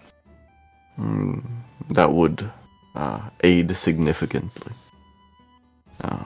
Squint a little bit. I do wish to remind you we are allies. I ask that if you use any information given from us, that you do so understanding that information. I understand. I do not mean to make an enemy of this man. I just mistrust the concept of undead and them wielding powers of life. And Same apparently here. vengeance. I trust that he is an amenable man, perhaps even a righteous one at times. I do not wish for open conflict. I simply wish to plant a seed in the right place and remove the stains of what was, so that we, the continent, may achieve some pseudo-stability. If he is a cost of that, he has already lived and died. He should be happy to do so for that goal, again. I would also heed my words as an aid to your navigation through these places. I will say these with confidence. He is an honorable man. A good king. And his entire existence hinges on the destruction of the church. You will see this in conversation with him. that half the time you will be speaking to a noble king, half the time you will be speaking to a will made eminent, the will of the destruction of the Metherian Church. Honestly, the one who probably, I suppose, thinks a lot more, has deeper thoughts and more wisdom would be, gosh, I'm forgetting the correct term. The inset? Inset, thank you. Something of peace talks, apparently, with the insight. Yeah. Last time we heard of him. Where such things are possible, we may make contact with this court. Should it prove necessary that our goal is guarded by him, I would rather speak with the man before fighting our way in. I would be forthright about your intentions.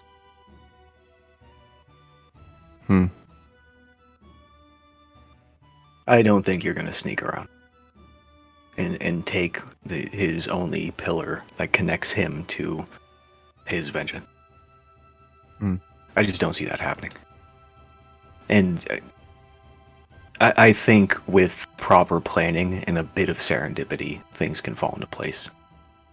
Not to mention, this floodgate analogy that you're using is also contingent on the success of the Silver Star. True. Any all got sending? One moment, Knarh. You've sparked an epiphany. On Galak Kraig, does that mean anything to you? It would translate roughly to the Crooked Moon. We found it in reports relating to the Isle of Mana, the construction of the City of Glass, and presumed Enfanti Isles. You said Silver Star? Yeah. It's a bunch of foreigners, I believe. Kind of an odd ragtag fellows, led by this detective. But they seem mildly capable. And I will not presume correlation. It was just a... if there is one, I don't know of it. If you could write the details down of what you know and leave a copy here, that is one of the prerequisites for your exit, is to leave something behind. Written. Perfect. Yeah, don't shit on the floor. I mean, we kind of did that.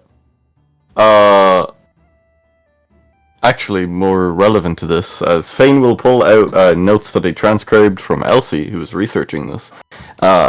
It was also deemed Falael's constellation. And Falael, by our foreigners, said he was some kind of elven deity. Yeah. So, although the way they spoke, I don't know if they currently follow Falael, but they were followers at some point.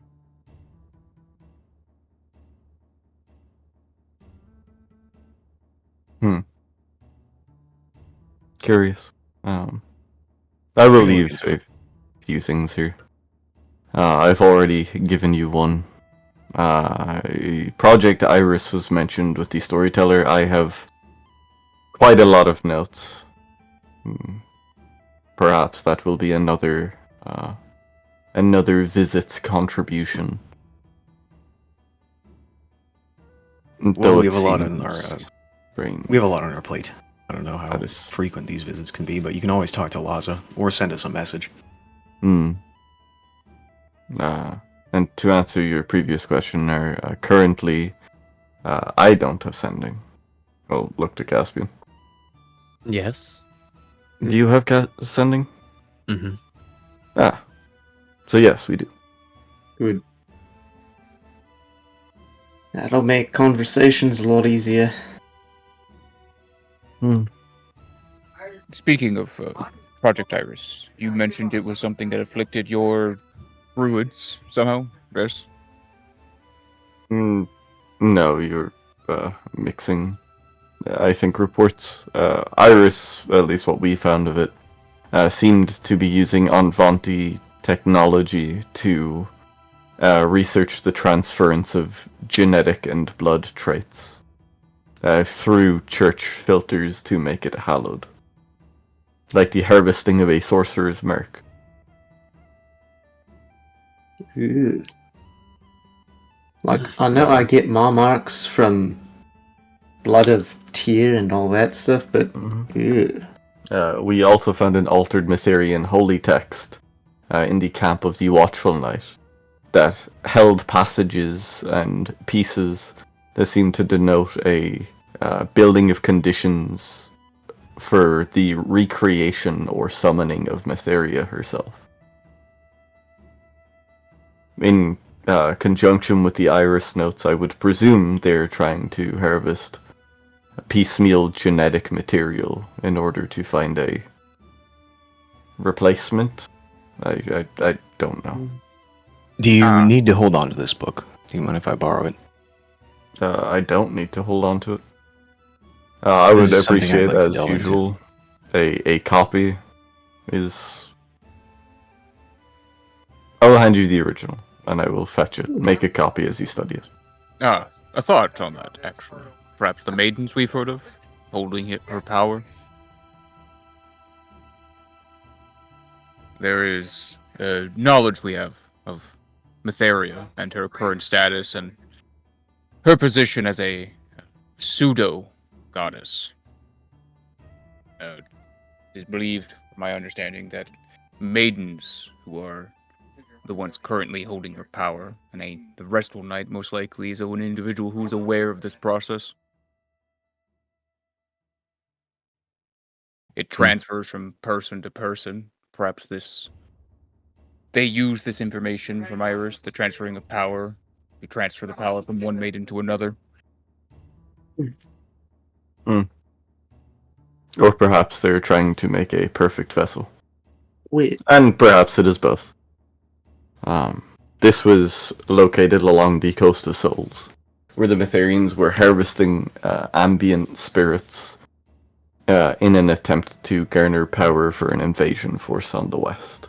They were tapping into a latent seal of a demon in doing this, though it seems that they have fooled even themselves with their hallowing. Perfume to mask the stink, I suppose you could call it. Iris. Project Iris is something Tyr made that the Mytherians are using incorrectly. Am I right in that, Marlowe? That's what I believe so. the failed apprentice mentioned, right? Yeah, one of the many instances of Tyr leaving scraps of things behind in the church, picking them up and blocking other people on the head with them. Or perhaps the church knows exactly what they're doing. I have no idea, but Well, if that's the case, what are they doing wrong that would relate to the actual Project Iris? I don't know. That's something I'm curious about. Even I don't think Carter would even know that. I doubt any of them would know. It just seems like a repurposing. I don't know if the mistakenly using it is quite the right word. It is also by virtue of Anvanti technology that they're even doing this. Such things as tapping into the sickened ley line and drinking from that spring, which is obviously not good. But also upon their racks that they bind sorcerers and bleed them out upon. Whatever technology was used seems to sever the red threads of fate. Maybe even harvesting them. Horrified at that, looks at her hands and the marks on them and goes, "What was Tyr doing with me then? With my kind?" Genetic shifting, I guess.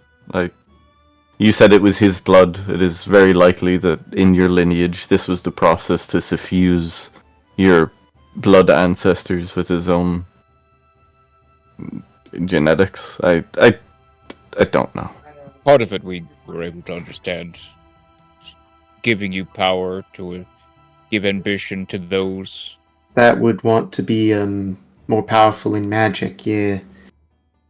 But removing threads of fate bleeding us dry, if the Metherians are doing that, what would the actual Project Iris, the one Tyr used, what would that do to me? More questions, I think. Not something I should think about right now. I think we'll take those books and leave them on the table up here.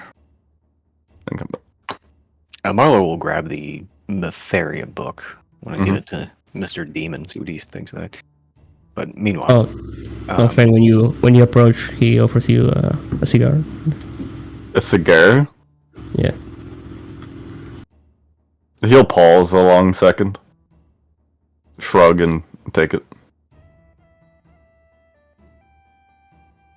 He'll come back. He'll hold it awkwardly in his hand as Marlowe starts speaking to him. Marlowe lights it as you get back into arm reach vicinity, just instinctively. He'll start smoking it slowly. Marlowe will point to this table down here. Say, this is the section for my record of the events of Corvinus. Our tale, things that we have discovered here. The past and counterclockwise is for other things. Things that don't pertain to the here and now, I suppose. So, if you find yourself here with Laza, you need access to any of the information that you've left, or any information that we've found that we sending to you, that we are letting you know that we found, it'll be over here. It's good to know. Thank you.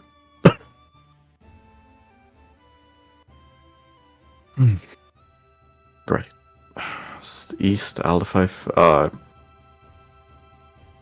Did you get a map of ley lines, the tier labs? Did you get the saga? No, we did not. Okay. Marlowe will hand you that. Saga's map of... Yeah, good. Ideally over the break I'll make like an updated map, but there's so much fucking spaghetti I gotta put it together. Marlowe will say, there is something else that we might ask of you. This city that we currently occupy is connected with a series of fake gates, and that there was rumor of a larger network expanding into the west, into the City of Glass, the Isle of Mana. If you can speak to the druids in the city about a gateway or access that they would have to a place called Mazekeen, if it isn't too time-consuming, if you could follow up on that. We're trying to expand our network. We've been pretty successful so far.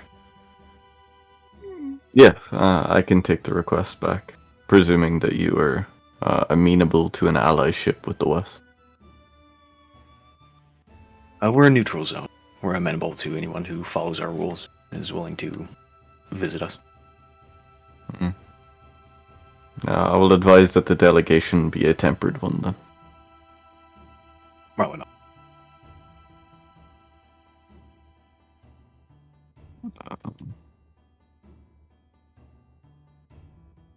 Should we alert the Barrow King in advance of your journey? Perhaps you'd want to speak to the Toad King prior, as we had. But first, to answer your question before asking you another one, we are not aware of how much time has passed. I would much rather get back to the City of Glass and receive a report of any new findings, and be sure that our course is still eastward. Should we find that to be the case, Caspian can send you a sending, and you may do so. Secondly, you have mentioned this Toad King a couple of times, and while I adore Frosis, who is what? Is the Toad King a title? He's an obese frogman who likes whimsy. He's from the Feywild. He has a kingdom in the swamp. A king of the toads. He's an extremely powerful Fey creature who rules over a large portion of the, I guess, happier part of the Fey.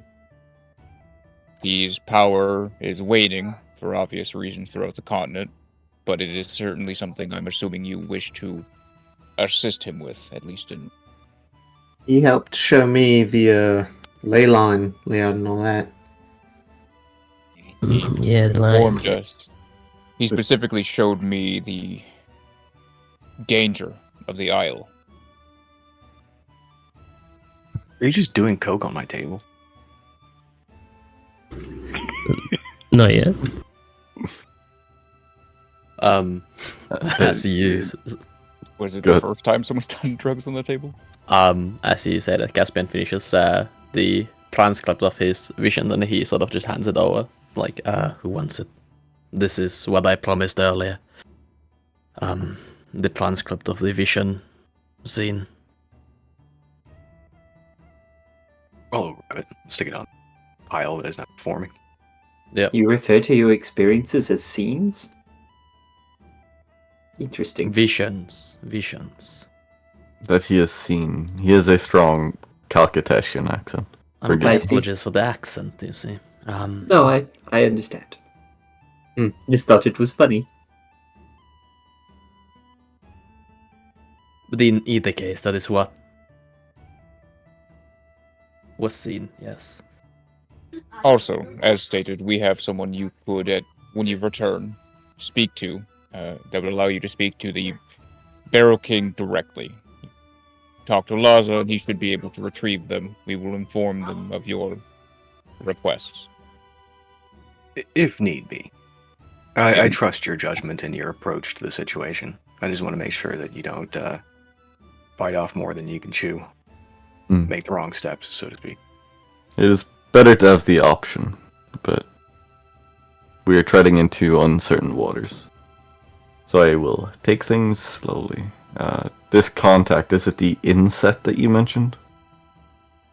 No, a delegate from the Barrow King's court. He's an old warrior. Also honorable, respectful. I forgot her name because I mean, discussion with the fucking lizard. I feel like you've forgotten most of our names at this point.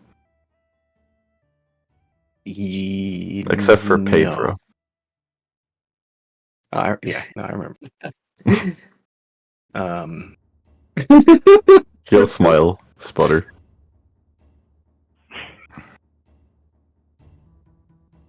In terms of us, we have a lot on our plate.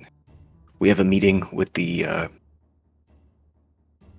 leaders of the factions, trying to get an accurate timeline and understanding of where the world stands, as well as delivering a lot of this information to them. The only faction that's not included is the church. They're not... Well, you probably know. We do have a friend in the church. His name's Captain Carter. He only has about 40 men. And, yeah, that's about it.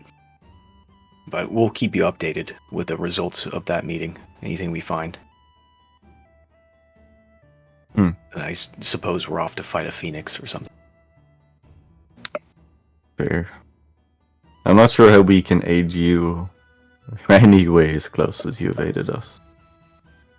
You can complete your mission. I mean, obviously. A win for you is a win for all of us. Although I presume to have some questions for you, Druid, whenever he returns. He did promise me some tea, so I assume he is making good on his word. He will most likely also wish to speak to you of the Circle of Dreams as well. Oh, he's pissing on the floor. That's great. He's a corpse. Does he need to piss, or is he doing it as a animalistic territory thing? They can apparently do it on command, sort of. He likes to turn into a monkey sometimes. Piss on command. Like, what the fuck? I've seen him do it. Yeah, they do it. Maybe he's an AFK monkey. Wait, come still, back. There's. All right. Yes, your tea. Here it is. Hands over a suspicious amount of liquid. Yes. Trust. Bro was straight shitting listening to us. Anyway. Oh god. Fane will take the cup of tea in one hand, still holding Simon's cigar barely smoked in the other, and will sip the tea. What's he taste? It's literally tea. Why would I give you anything other than that? What the fuck is wrong You're a with fucking corpse, bro. Like, you? He's also capable. Like, What's your taste? He can make tea. Marlowe will move the ashtray over to Fane. Fane, you said your name was right, Elf. That is true. Can you please not be a monkey and approach and speak normally? It is concerning. Sorry. Alright, I forgot. This is... Not everyone thinks of it as normal now. Yes. But Can you hear me now? We can hear you. Right, fine. Mm-hmm. I would be glad if you would return to Moskadon so you could see the great grove I myself have, brought up out of the land, I am really proud of it, and there is no druids here to show it to, Ah, so you wish a equal to admire your art. Indeed. I know, in a way. That is only thing keeping me from going insane nowadays. Should travel permit us to visit the city proper, I would love to. I am curious how and the mechanics of you building a grove. You said you have no equals here. Do you not have druids in your employ that are aiding you? No. I am alone. Still blink audibly.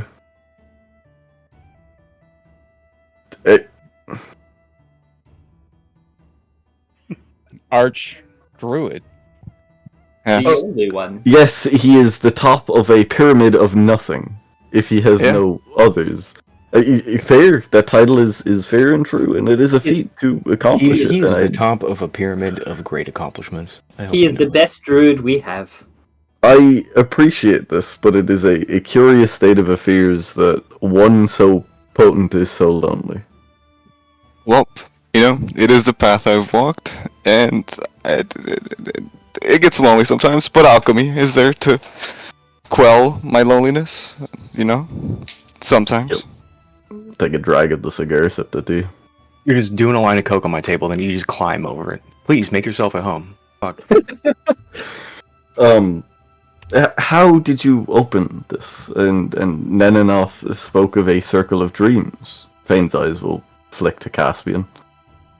Yes, it is a big portal that opened with the ley line when I was able to nurture it. Nurture? Yes, you plant it. You have to build. You have to build something that helps you channel the leylenic energy into the seed. Then you plant it, and it works as a gate of sorts, pouring the leylenic energy from within out into where it was planted. It was a close call. I think I almost killed everybody. A storm of ice. I think it expanded 2 kilometers wide. It was. I think you're focusing a little bit too much on the tree. The circle of dreams I speak of is the one Cornelius taught you, like the circle of glass, fire. Hold on, Sewigg, before you continue. Nenenoth, can you not allow him to speak for himself? Apologies. He is speaking of his passion, of his art, of his creation. He is likely. I would like to listen. Can I interject? It's fine. They are excited as well. Fane will just look at Marlowe.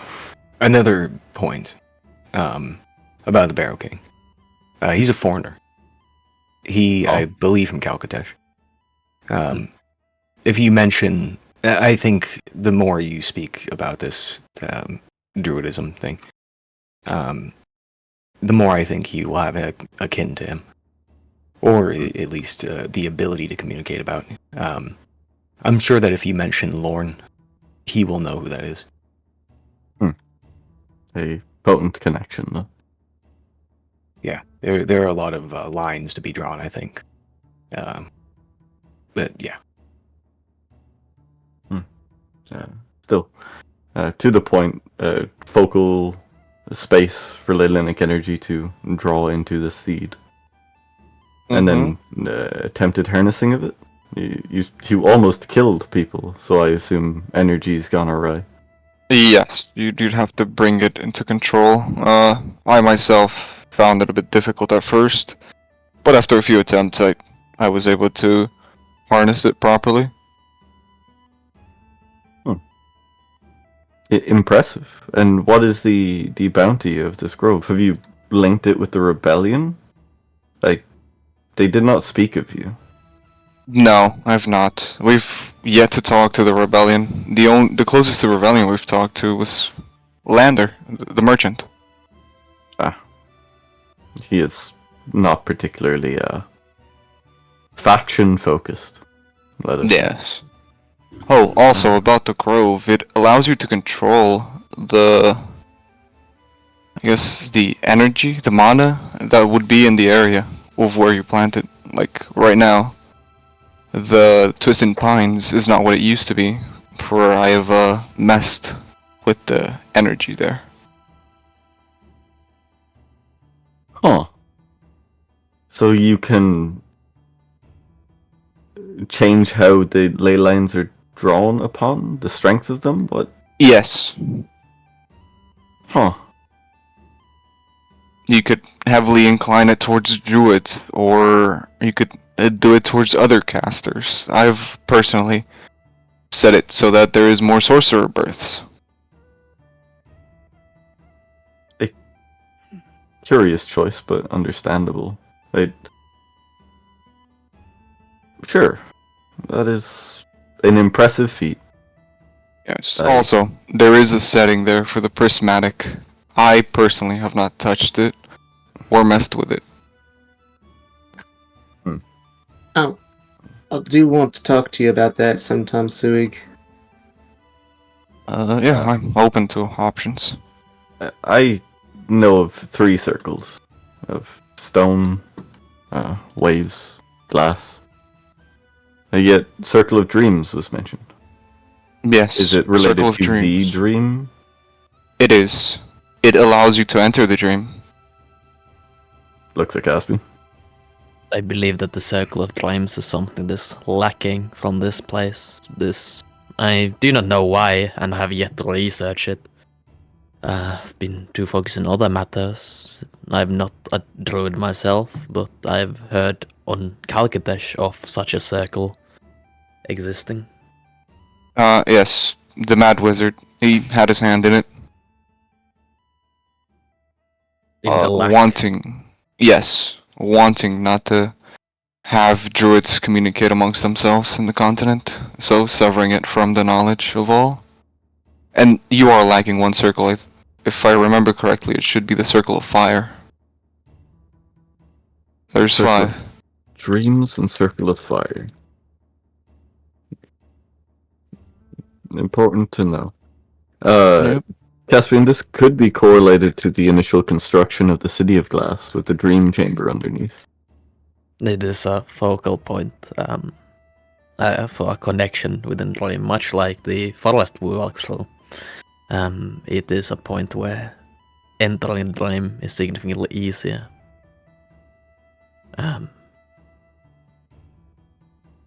Yes, there's a guide there that guides you through the dream as well. A guide? Yes, a guide, a fae. He will summon fae targeting Clover.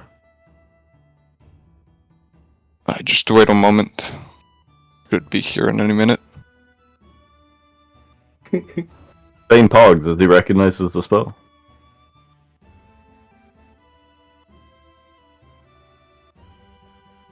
Hello? Arcadum? Arcadum. Say again? Sorry, I was reading something. Summon Faye, Clover.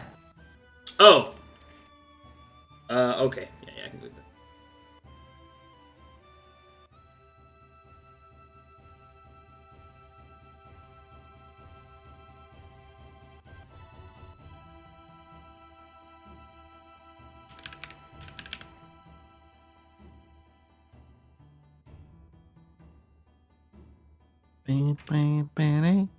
Alright, you will see a satyr appear. And boom. This is the Fae.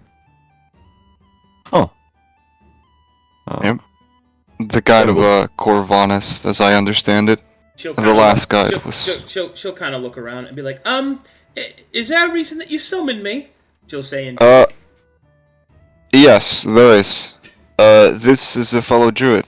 He might extend the Circle of Dreams to add one more in it. Oh! Hello. Steve.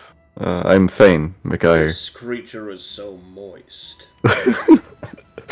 He giggles and tries not to interpose. Look at her. I Cloven feet, stomp, such I will wave my hand and unsummon Roses. I'd like to make whoopee in her cushions. Okay, he goes away. Okay. He'll shake his head as if to get a stray thought That's out a of weird it. frog. He has never behaved like that, so I will continue with this conversation and hope that it never happens Summon again. myself at any time. What? Still, To be clear, Rose is very excited because it is a creature of neutrality and balance, not because, you know. Yeah, could a fool be? I want to make What? whoopee. Yes, as in I would love to make balance. Here I am, a fucking Archon of neutrality and balance, and he didn't want to whoopee my cushion. Yeah, okay. Marlowe thinks to himself quietly. We'll have time for that. Yeah. Marlowe thinks to himself quietly. Hello? Dumbledore said calmly. Clover will look up. Hello. In either case, you said you wanted to extend the dream? Yes. What circle do you belong to? Personally, we have recently joined with the rebellion. I would find myself more acclimated to waves, but I am adrift currently. More united in purpose than culture. Clover will nod. Aye. Well, if you need my help, I could... As long as the Archdruid's alright with it, I wouldn't mind lending a hand. Is she referring to Sewigg? Yes. His eye twitches. Who is the Archdruid? Who else is she referring to? What the hell? Takes pull of fucking cigar. Outs it on Barrel's head. This, I suppose that is, your call, Sewigg? I do not quite know what this entails. Is that a fucking satyr? Yeah. I wouldn't mind. It is whatever. You'd easily join the ranks of Archdruids like myself. Don't worry much about it. It's just a title. Blushes. I do hope you do intrigue on the Dream Circle, though. Expanding it would be helpful. Yes. Speaking of which, I should really get back, sir. Yes, my apologies, Clover. Do return to your business. She'll give it a bow, and then she'll... Ta! He will lower his head back. Yep, For real, that is the guide of the dream. Satyr or what? You have this reaction every time you meet her. Like, oh my gosh, she's so hot. What? And then she's Oh. just weird. You've done this twice. The Alzheimer's demon. Alucard will look at Marlowe and will just shake his head. Yeah, sure, it's me. You're right. Uh, Alucard will take a little peek into Marlowe's mind. Yeah, she's super hot, all right. Also, Marlowe wish has that- nothing but pity and disgust for the creature. And a frog that I will wish not that frog had made Whoopi and Jesus. I'll resummon Frosty's after she is gone. Okay. It is safe again. Fane. What? She's gone. Yay! What is I it? have seen the future, Fane. Would you like to know what it is? It's a joyful little frog. Sure. Huh. He does a little dance. You're going to be happy. He'll smile. You know Thank who's you, not Fane. going to be happy? The dry one. Misery is his fetish. Don't worry about it. This is everything I've ever wanted. Still, back on pseudo topic, I suppose. Caspian, perhaps we should inform the druids of the City of Glass and see if Clover can maybe tend to that grove. Frostus, what do you? Please don't stick your tongue in it. Please. Twitches. Puck. Alright, Twitches again. what are you doing? Puck. I will cast Banish on. On I who? yank him over to me. I'll just I will hold the frog. anyone over there, really. As you cast it, he gets get over here to Elsie. Yeah, I was trying to The barrel, think, but the barrel stops my moving. entire thought process was disrupted by Colossus poking a battle, Marlowe casting banishment, Elsie throwing a thought the fucking guy hook at grapple hook. Colossus. Holy Yeah. fuck. That was a very tidily resolved situation. Sorry. Right. If we are to tell the druids, yes, such a thing could be established. I doubt that it would be a problem for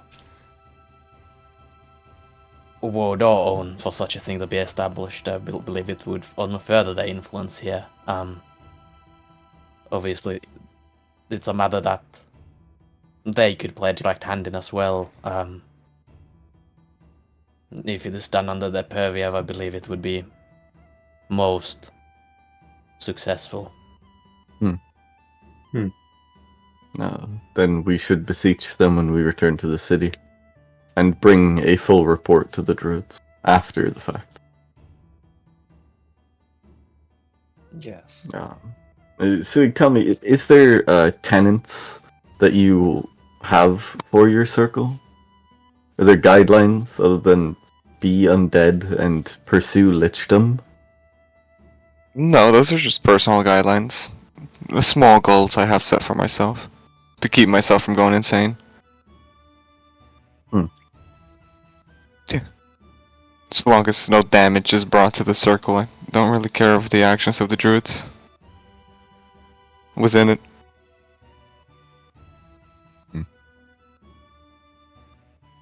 Curious. Yes. Freedom.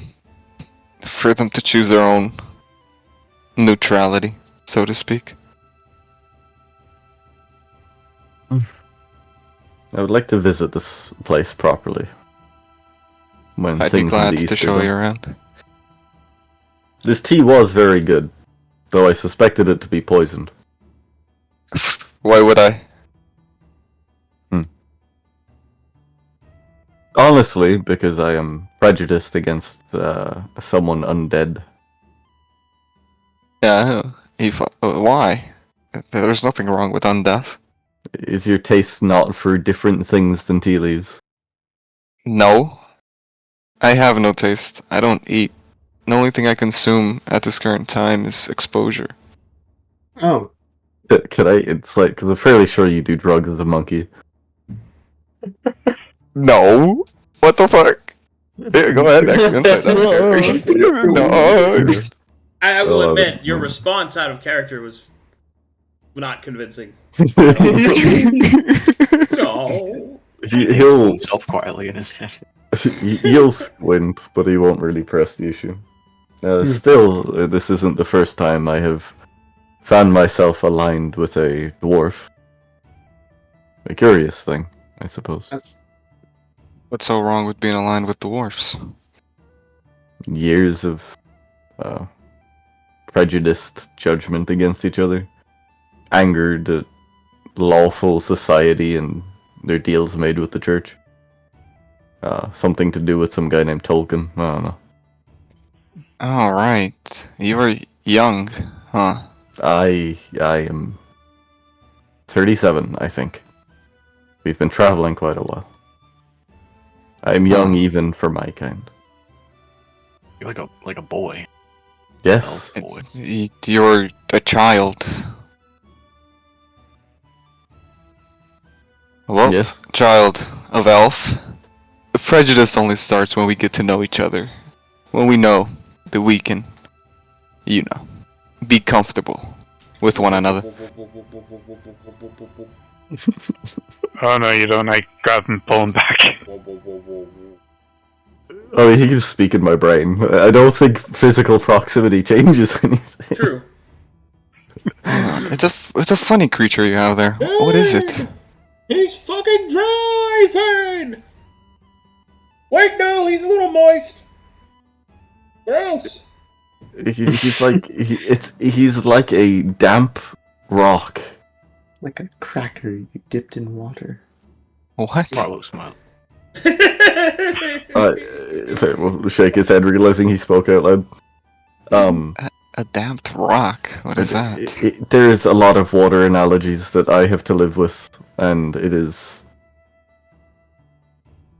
Like the rock?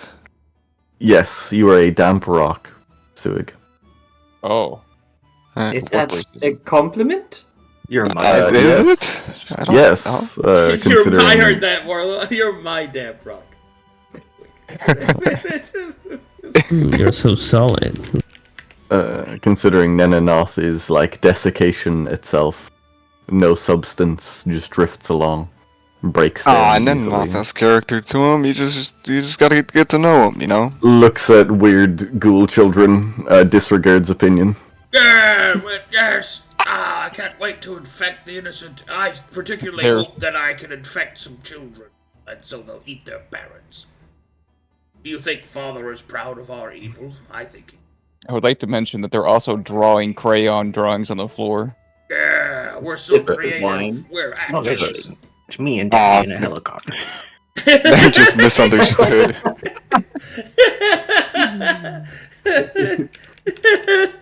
They're like kids with like sidewalk chalk, only it's all killing and blood. A lot of red. Pointy teeth, big claws, long tongues. My favorite color is Father's ichor blood. There's many things that this exchange and or little trip has illuminated and settled my opinions on. A lot of prejudice and presumption have been diffused.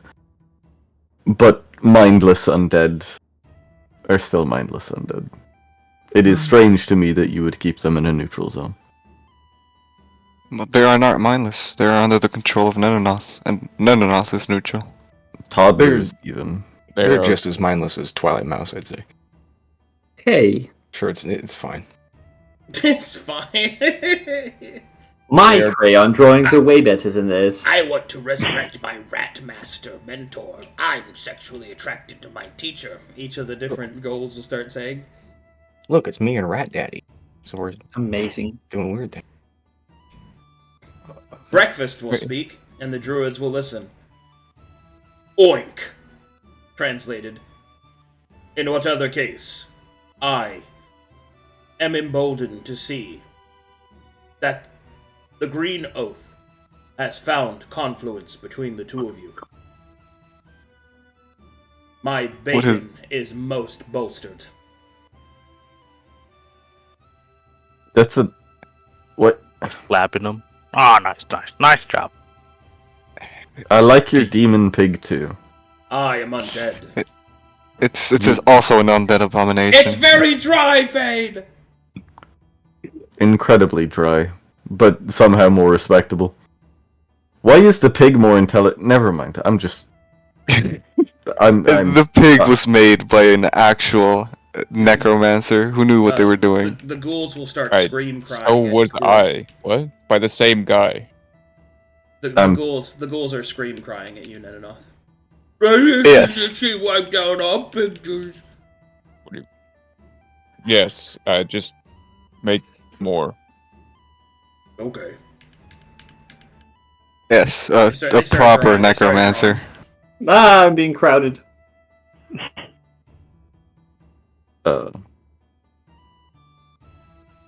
Die. German scowl.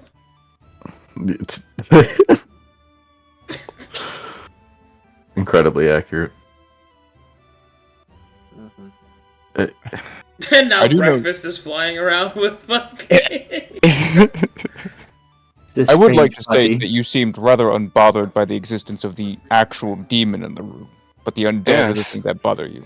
Yeah, Lane will right. turn and look at Mazekeen, and then turn back. Am I And supposed to pick up on something Mazekeen will here? say, I don't think he was talking about me, Fane. I think he was talking about the ghosted guy. You're hanging out. A German flit of hair. Female. German flit of. Miss Malakad, am I speaking in Sewigg? Sewigg. Am I speaking in Sewigg? Yeah. Alucard Yeah. will go. And kind of just lean over to Marlowe. I think they're starting to get creative. I think so as well. I want you to take a look at this, though. Caspian, Maybe there's some pertinent information that is alluded us. Let me take a look. Marlowe will give over the book that has to do with Matheria, the Anvanti construction, and her attempted resurrection. Oh, the stuff Fane gave you? Yeah. Alright. From the Watchful Knights camp. Okay. Alucard will take a little look-ski doodles.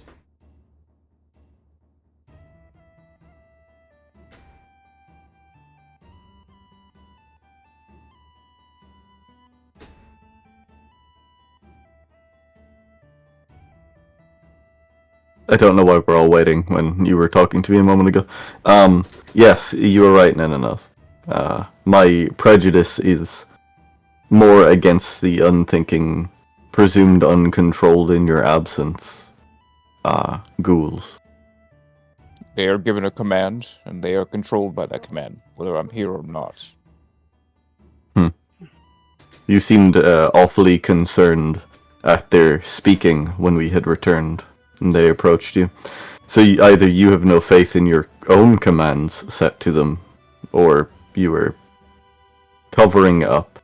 Do what you will, that is fine, but I do not wish to be in their presence, and should this not have been a neutral zone, I think the predispositions of such things are, well, obvious when they are speaking about infecting children.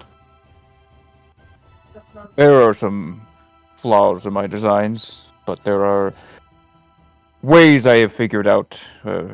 Power given to us by that dragon has, in many ways, given me a bit of a epiphany how to deal with such things. A secondary commander, I guess. Alucard will then look up from the notes to Marlowe and say, well, it certainly gives off a bit of a soul market, sort of. Specifically, this is not totally unlike how we reap souls of mortals and transfer them into energy. Although, this is more mechanical than strictly what we do. From what I could see here, it seems that, according to this, at least, whatever device they discovered appears to be an implementation of the Anvanti. So, some kind of sacrificial rite, transference of power. But if you look here, as he points to a piece for Marlowe, this isn't Anvanti at all. It shows the influence of other forces, other styles, entire other ways of thinking, but they believe in their ignorance to be simply a part of the Anvanti culture.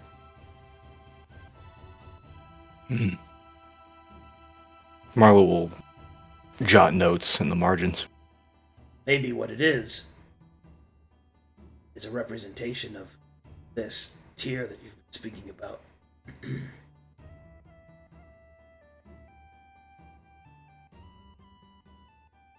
Nothing overtly demonic.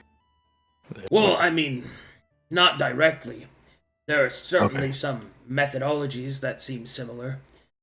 It's almost like there's an echo of my kind here, but there's something else about it. There's no essence, signs.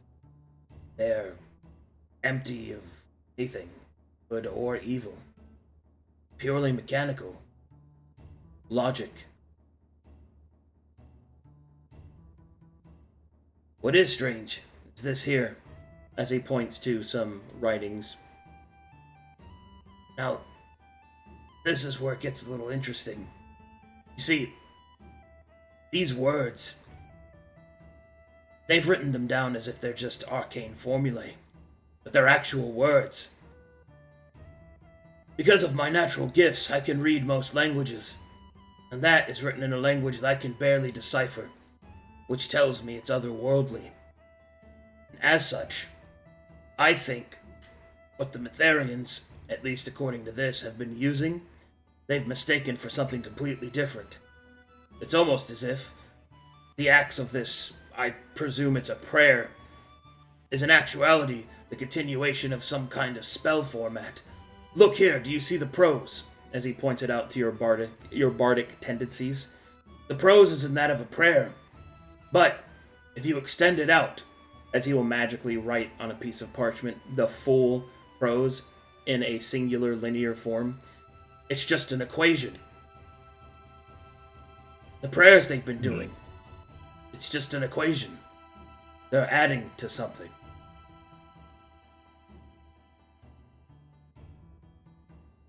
Did I retain the ability to read Teledonic? Or was that for that one moment? That was just for that moment. Okay. But the language is certainly familiar. Okay. It just looks kind of like scrambled. It's still undecipherable. It's undecipherable, but you don't unrecognize it anymore. It's almost like if you looked at English, but all the words were scrambled. You know it's English. Yeah. But you can't read it though. Okay. Thank you. I'll make a copy for our friends here, as well as one for Robin. Bit concerned about the oddities in the timeline of the Anvanti. Maybe we'll get more. All right, I'm gonna have to step in just for a second because Cyber isn't here, but I think she would ask about the Anvanti stuff. So, Mazekeen will step forward.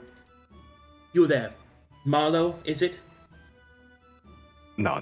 Tell me about this, the Anvanti connection that you're speaking about. We have a friend who's Anvanti. He's our head blacksmith. Weaponsmith, but. And what is it that you know? What is it that I know about what? The Anvanti. I heard you speak it to that demon. They were... Damon. You should know the difference. Scheiße. The same.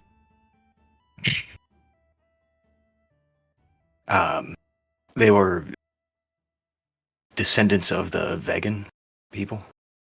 The original men of the land, I suppose. Mazekeen will blink. Are there any names mentioned of the spirits? Yes.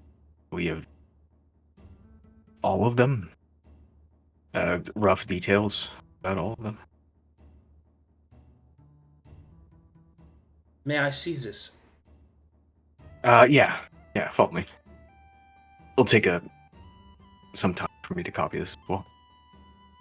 Right. Marlowe will escort Mazekeen over to this rectum. Careful, she bites. Right. I believe she would have been interested in that, so I had to step in there for a second. He might need it. He's been,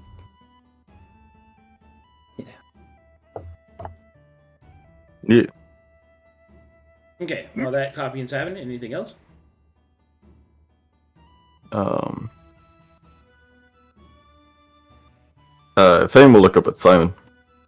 If you were still in your right mind, Simon, you were looking for explosive recipes, no? This is a place of knowledge, I guess that would fall under its purview. Oh god, what's going on with your eyes? No, I'm fine. The fuck have you taken? No, he just took wine. He's had a cigar. Speaking. Yeah, I'm speaking with Mouse. Yeah. Alright, apologies. But yes, that's down, very Bravo. interesting. Ito diverte.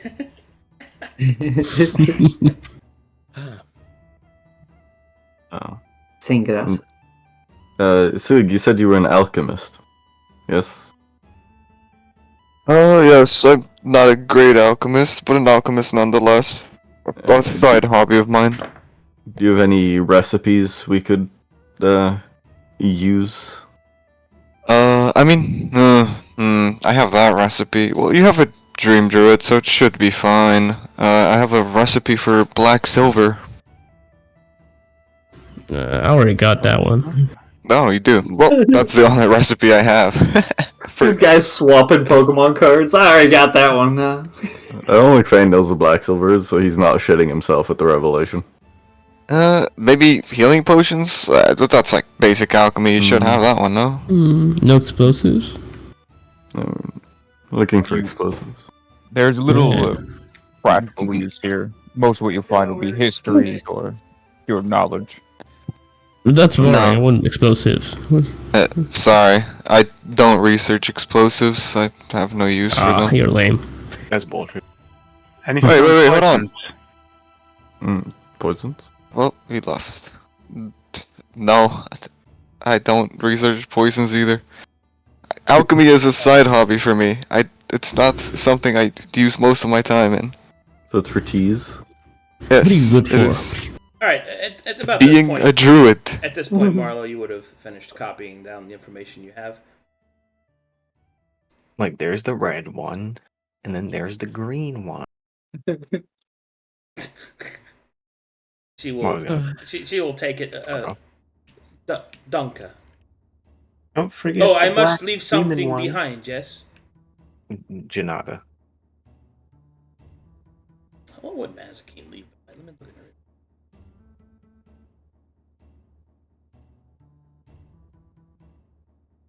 It is a per party thing, but like stack these bookshelves up. Fucking, I'd be like, yeah, sure. Let's see if she has anything in here.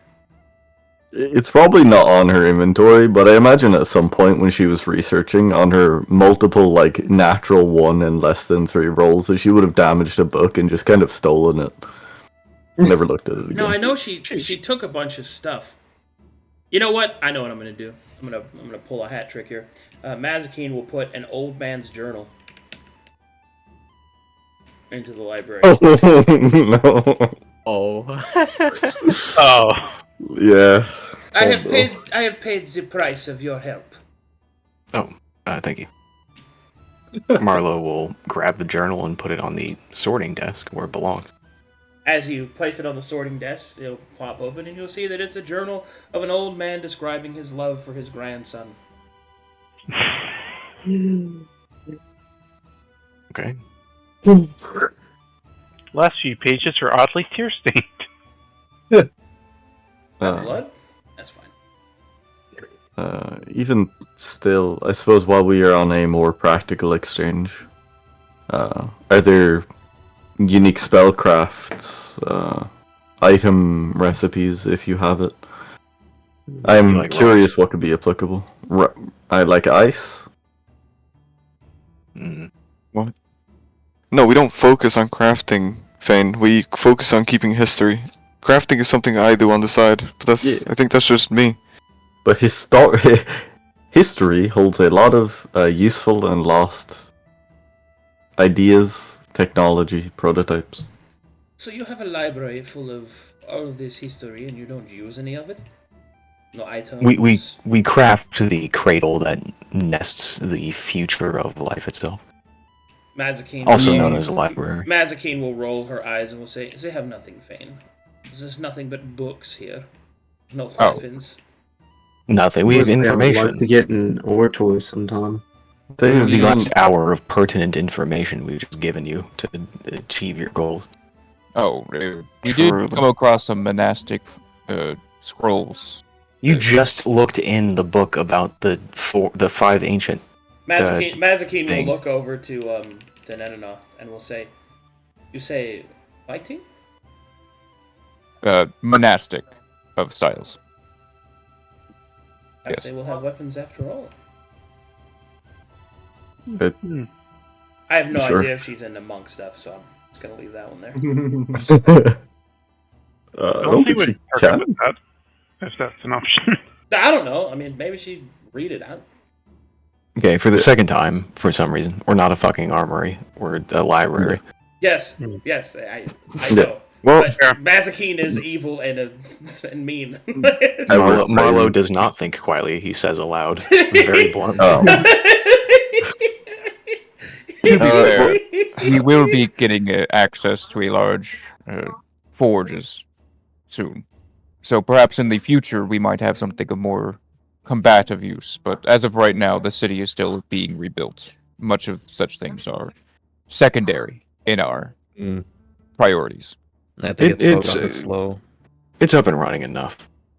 By the time you handle what you need to do in the City of Glass, that was why I was hoping that you might see a connection with the Fey Gates. Perhaps there is the ability for them to reopen the western part. Could just be rumor. I don't know much about it, but we are not in Moazkadan right now. It's important to know. We cannot just give you weapons. That is fine. That's why I was looking more for recipes. It was a passing curiosity on behalf of Simon, who all this information mostly has washed off of.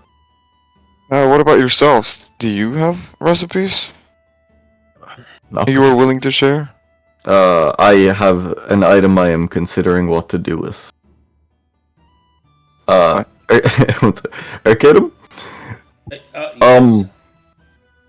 So, help me understand from Fane's perspective, right? An undead generally doesn't have a spirit or a soul. Like the ghouls behind us, for example. It depends on the potency of the necromancer, but generally speaking, undead is life without will. Or will without life. Depending upon how they're set up. So, in the event that a necromancer was able to see souls during the act of generating palms, they would see the lingering and screaming souls of the people they have killed. It really depends on how recent it happened. Like a necromancer could just find a bunch of old bones of souls that have passed on and then just animate them, and then it's will without life. Alright, the ghouls were talking about infection. They've been dead for a while. They've been dead for a while. Yeah, but infection is like a not using long dead bones. I will say much of the stuff they're doing is not canon. They're just doing weird ghoul stuff because their minds are broken and shattered. Yeah, they're not the infectious type by default. Yeah, I'm just fucking with Gruul because he's a monster. Yeah, they're emulating the same. They're emulating me because I am infectious. Yes. But Gruul did ask me about it. So Fane is going to produce the Mask of Decaying Whispers. And hold it out to Gruul. This is what I had crafted. I would ask that you use it wisely. If you can have your smiths recreate it, fine. But I hope it serves you well and keeps you on an honest road. That's why I argue. Yeah, I want to know. I want to know what Alucard says Damn. to Simon. He'll reach out towards it and. Oh, I'm sorry. Did you talk to him, Simon? Yeah. He asked him. Yeah. Oh, I'm sorry. Let me. The night RP, okay. Sorry. I'm sorry. Please tell her I miss her. Okay. No. Could you repeat what Simon you is said? confusing this guy for the other guardians. Oh, the okay. serpent. Please, Yeah, can you he kill the just- serpent? I miss her. That I will save her, please. He will respond. Que serpiente? The Ashur one. She's an ancient. You know her. I saw you there.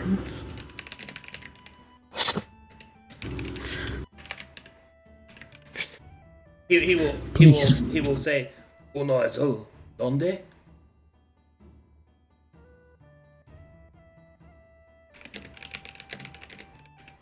I don't remember where she was. Creo que es confundes con otra persona. Maybe. Wait, you're not at Bandy, right? No. Translated. No. So- No. What are you?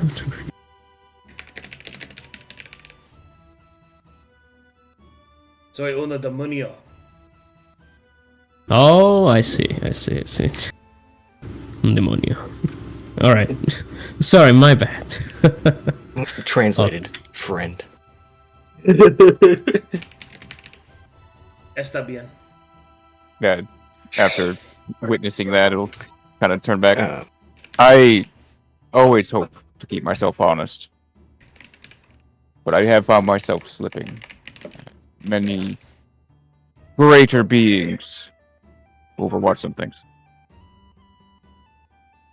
If you wish me to be honest, then I will. I will make more of such beings when you look to them, but I will try to make them better, more self-capable, with minds, wills, but I cannot promise that it will be successful in all these actions. But I will try.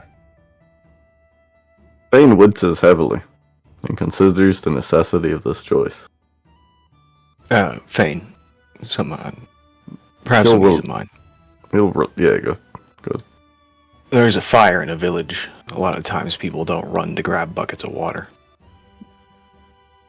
Gruul is the kind of man who would run first through the fire, but reach for 100 buckets.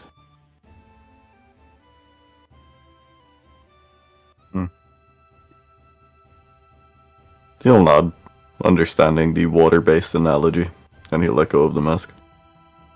And you can take this. Maybe it'll help you.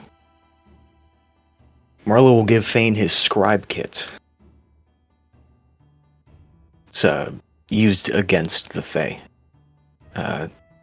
Often the people of the swamp, the hags, or other Fae creatures try to instill a bit of trickery into their contracts and writings. This should get around it.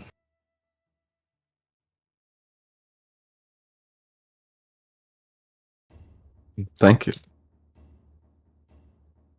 Alucard will approach Mazekeen and will say, "Wer sei hung?" Ja? Darf ich etwas Zeit haben?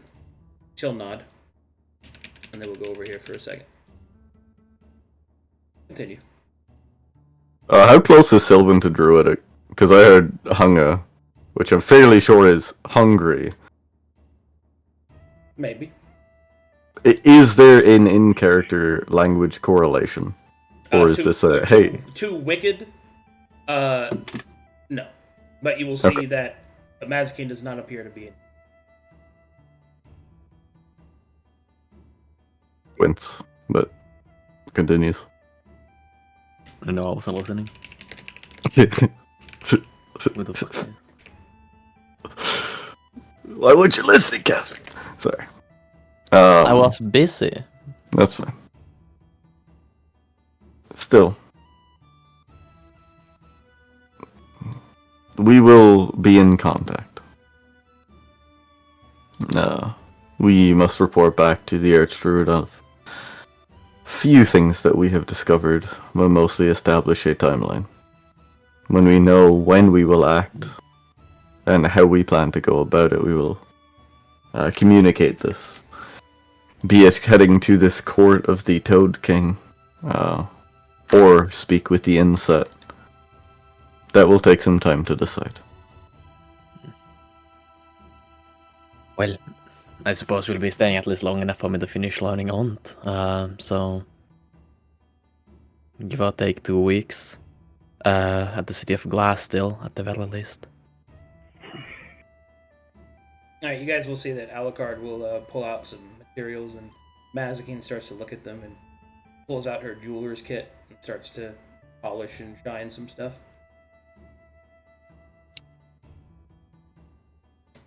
You may What are they use doing this over place with. You'll look over to Marlowe to double check. Freedom, so long as you pay its price. Any history, knowledge shall be updated and be at any who walk here's disposal.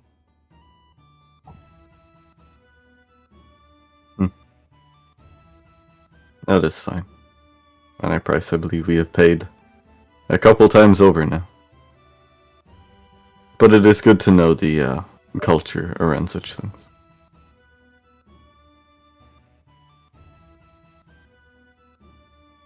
Right, another matter. Which of you should I send to?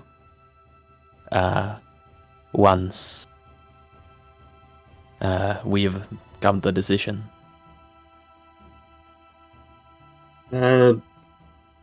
Probably me or Sewigg. Understood. Exposure will be dealt with either way. Not a problem.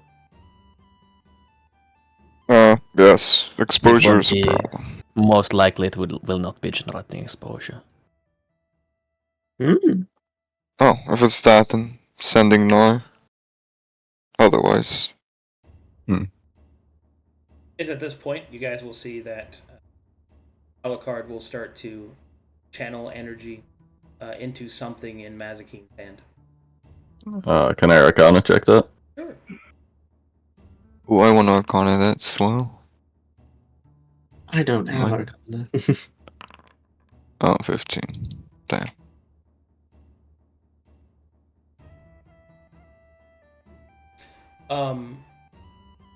It seems that Alucard is enchanting an item. Oh, harmless. Oh. I don't think that would cause alarm. No, obviously enchantment is the fucking spell school. Is there any secondary spell school to the enchantment? Looking more for things, Transmutation. Transmutation. Transmutation nothing to do with like charms and generally curses? I don't think so. No. No. Then no. No calls for alarm. Okay. And then after that, they will both shake demon hands and then come back over here. Marlowe's gonna set the prism on this table and then go back.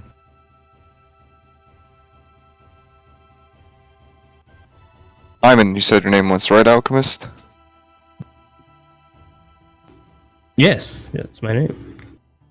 Might you share some recipes with me? I don't have. Well, very new to the. Oh, I see. It's a secret. It's A secret, uh-huh. I'm more of a day He's laborer sort of alchemist. He's a recreational alchemist with his stocks funded by Lander, whom you have met, so this is no longer a vague attempt at hinting at something. So you have no recipes, huh? Not yet. It's funny, you come here and you try to shame me for not being a great alchemist, yet you yourself Yeah, you are don't not have the spirit, greater than that's me. why. You know what? I will make an explosive, and when you come back, we shall test our explosives with one another. Alright. Perfect. In a safe area. What are we Mark. exploding? I really love that Simon is a guild merchant and Sewigg is a miller. They're like two like currency focused characters, and it's just like oh no, It feels right. feels my brain. It feels right. Still, is there any druidic leaning research that you have queries about that I might request the City of Glass to look into? I don't know. I don't really tend to. I just tend to the Grove. Thankfully, I have learned some of the druidic information through Kazel's library, so I'm not really in need of research right now. Maybe on the ley lines and locations, paths it takes throughout the map, where it would be more focused. I'm unsure as I wasn't able to find that information, but this was prior to me joining the rebellion. It's on the map. Is it? Yeah, your companion Marlowe recently handed me a map, but I haven't really have you looked not at it. seen this? He'll unfurl the Marlowe map. The Marlowe map. The Marlowe.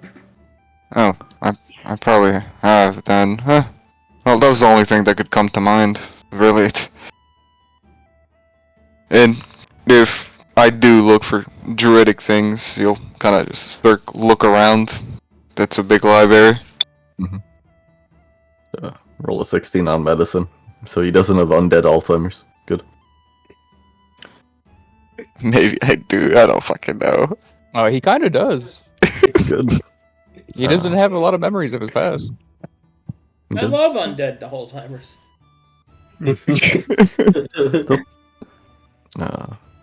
I believe if no one else has anything to add, I'll sort of step back. Looks. Business here seems to be concluded. I will return for the copies or originals of the information provided. Yeah, but with access. I trust you guys. Should we end up being pursued by something, we will avoid this place's use, as you seemed quite frightened of it initially. We would not want to put your position in undue harm. Appreciate it. Right then. Pleasure meeting y'all. Hand. Shakes hand. Alright. Good meeting you all as well. Yeah. Alright. May wisdom guide you, fellow eye. May wisdom guide you. Nodders. Yeah, wisdom, yeah. No, wisdom. Alright. Arcadum, for the Sagas lineup, can you give me a moistometer from Process? Sure. Important to end on. Dry as fuck. Dry ice. What does that mean? Dry. Moist. I am unbound by the fucking fate of your prejudice. Marlowe thinks to himself. Wet. Soaking wet. Ooh. Is that a good thing? I don't know if that's a good thing. No, he's not communicating this. Fane covertly goes blind for a couple of seconds and uses Frosis's eyes, where it acts as the Dragon Ball Z power meter. My name's Knarh and I'm sopping wet. Oh, lol. How I should introduce myself to druids. Gotcha. Hi, I'm Nara. Welcome to Jackass. Fuck. Lamau. Alrighty, is that it then, guys? No, I believe so. I think we're just at about time. Okay. Unless there's... Marlowe will extend a hand to Fane, say, spark joy or whatever. Put down the Phoenix. Why'd you say things like this? You drift between just melancholic defeatist and phrases that make me feel like I should feel something about them. He'll grasp your hand. Shrug. He is a bard, Fane!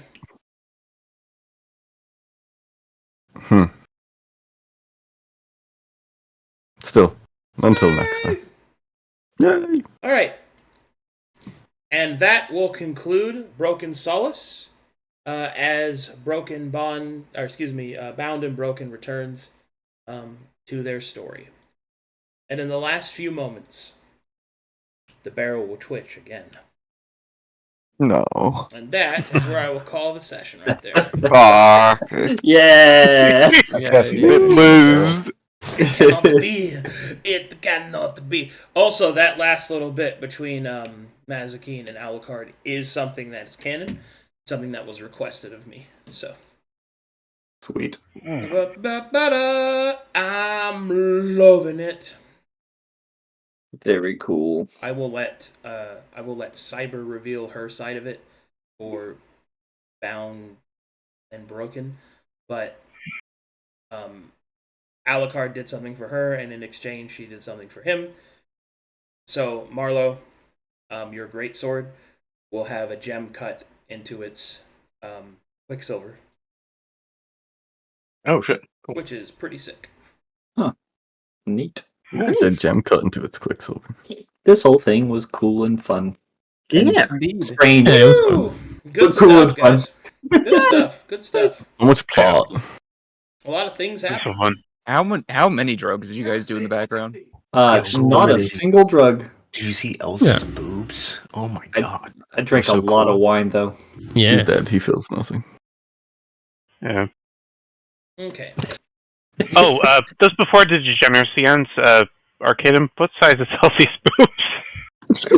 They're awesome sized. That's a parting gift. Oh my fucking god. You know what? Oh my gosh. I'm not doing No, find out next You time. can't make me. Session's done. You can't do it anymore. I'm off time. I'm off Flash duty. Bigger than mine. They. I'm I sorry. paid for the Oh, premium battle I'm pack. already in fan art. Oh no. I'll send you interpretive recreation drawings later. All right, so we got Okay. modernized my first fan art from Van. I'm really like one of your calculations. This one's great. Finally, some honesty. Gosh. Funny sex number. Mm-hmm. Funny sex number. Nice. Fane drinking tea. Father, look, we are infecting the innocents. Are you proud of us? Look at the painting.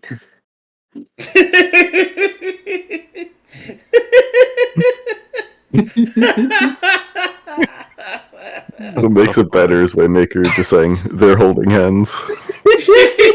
Yeah, sure there, but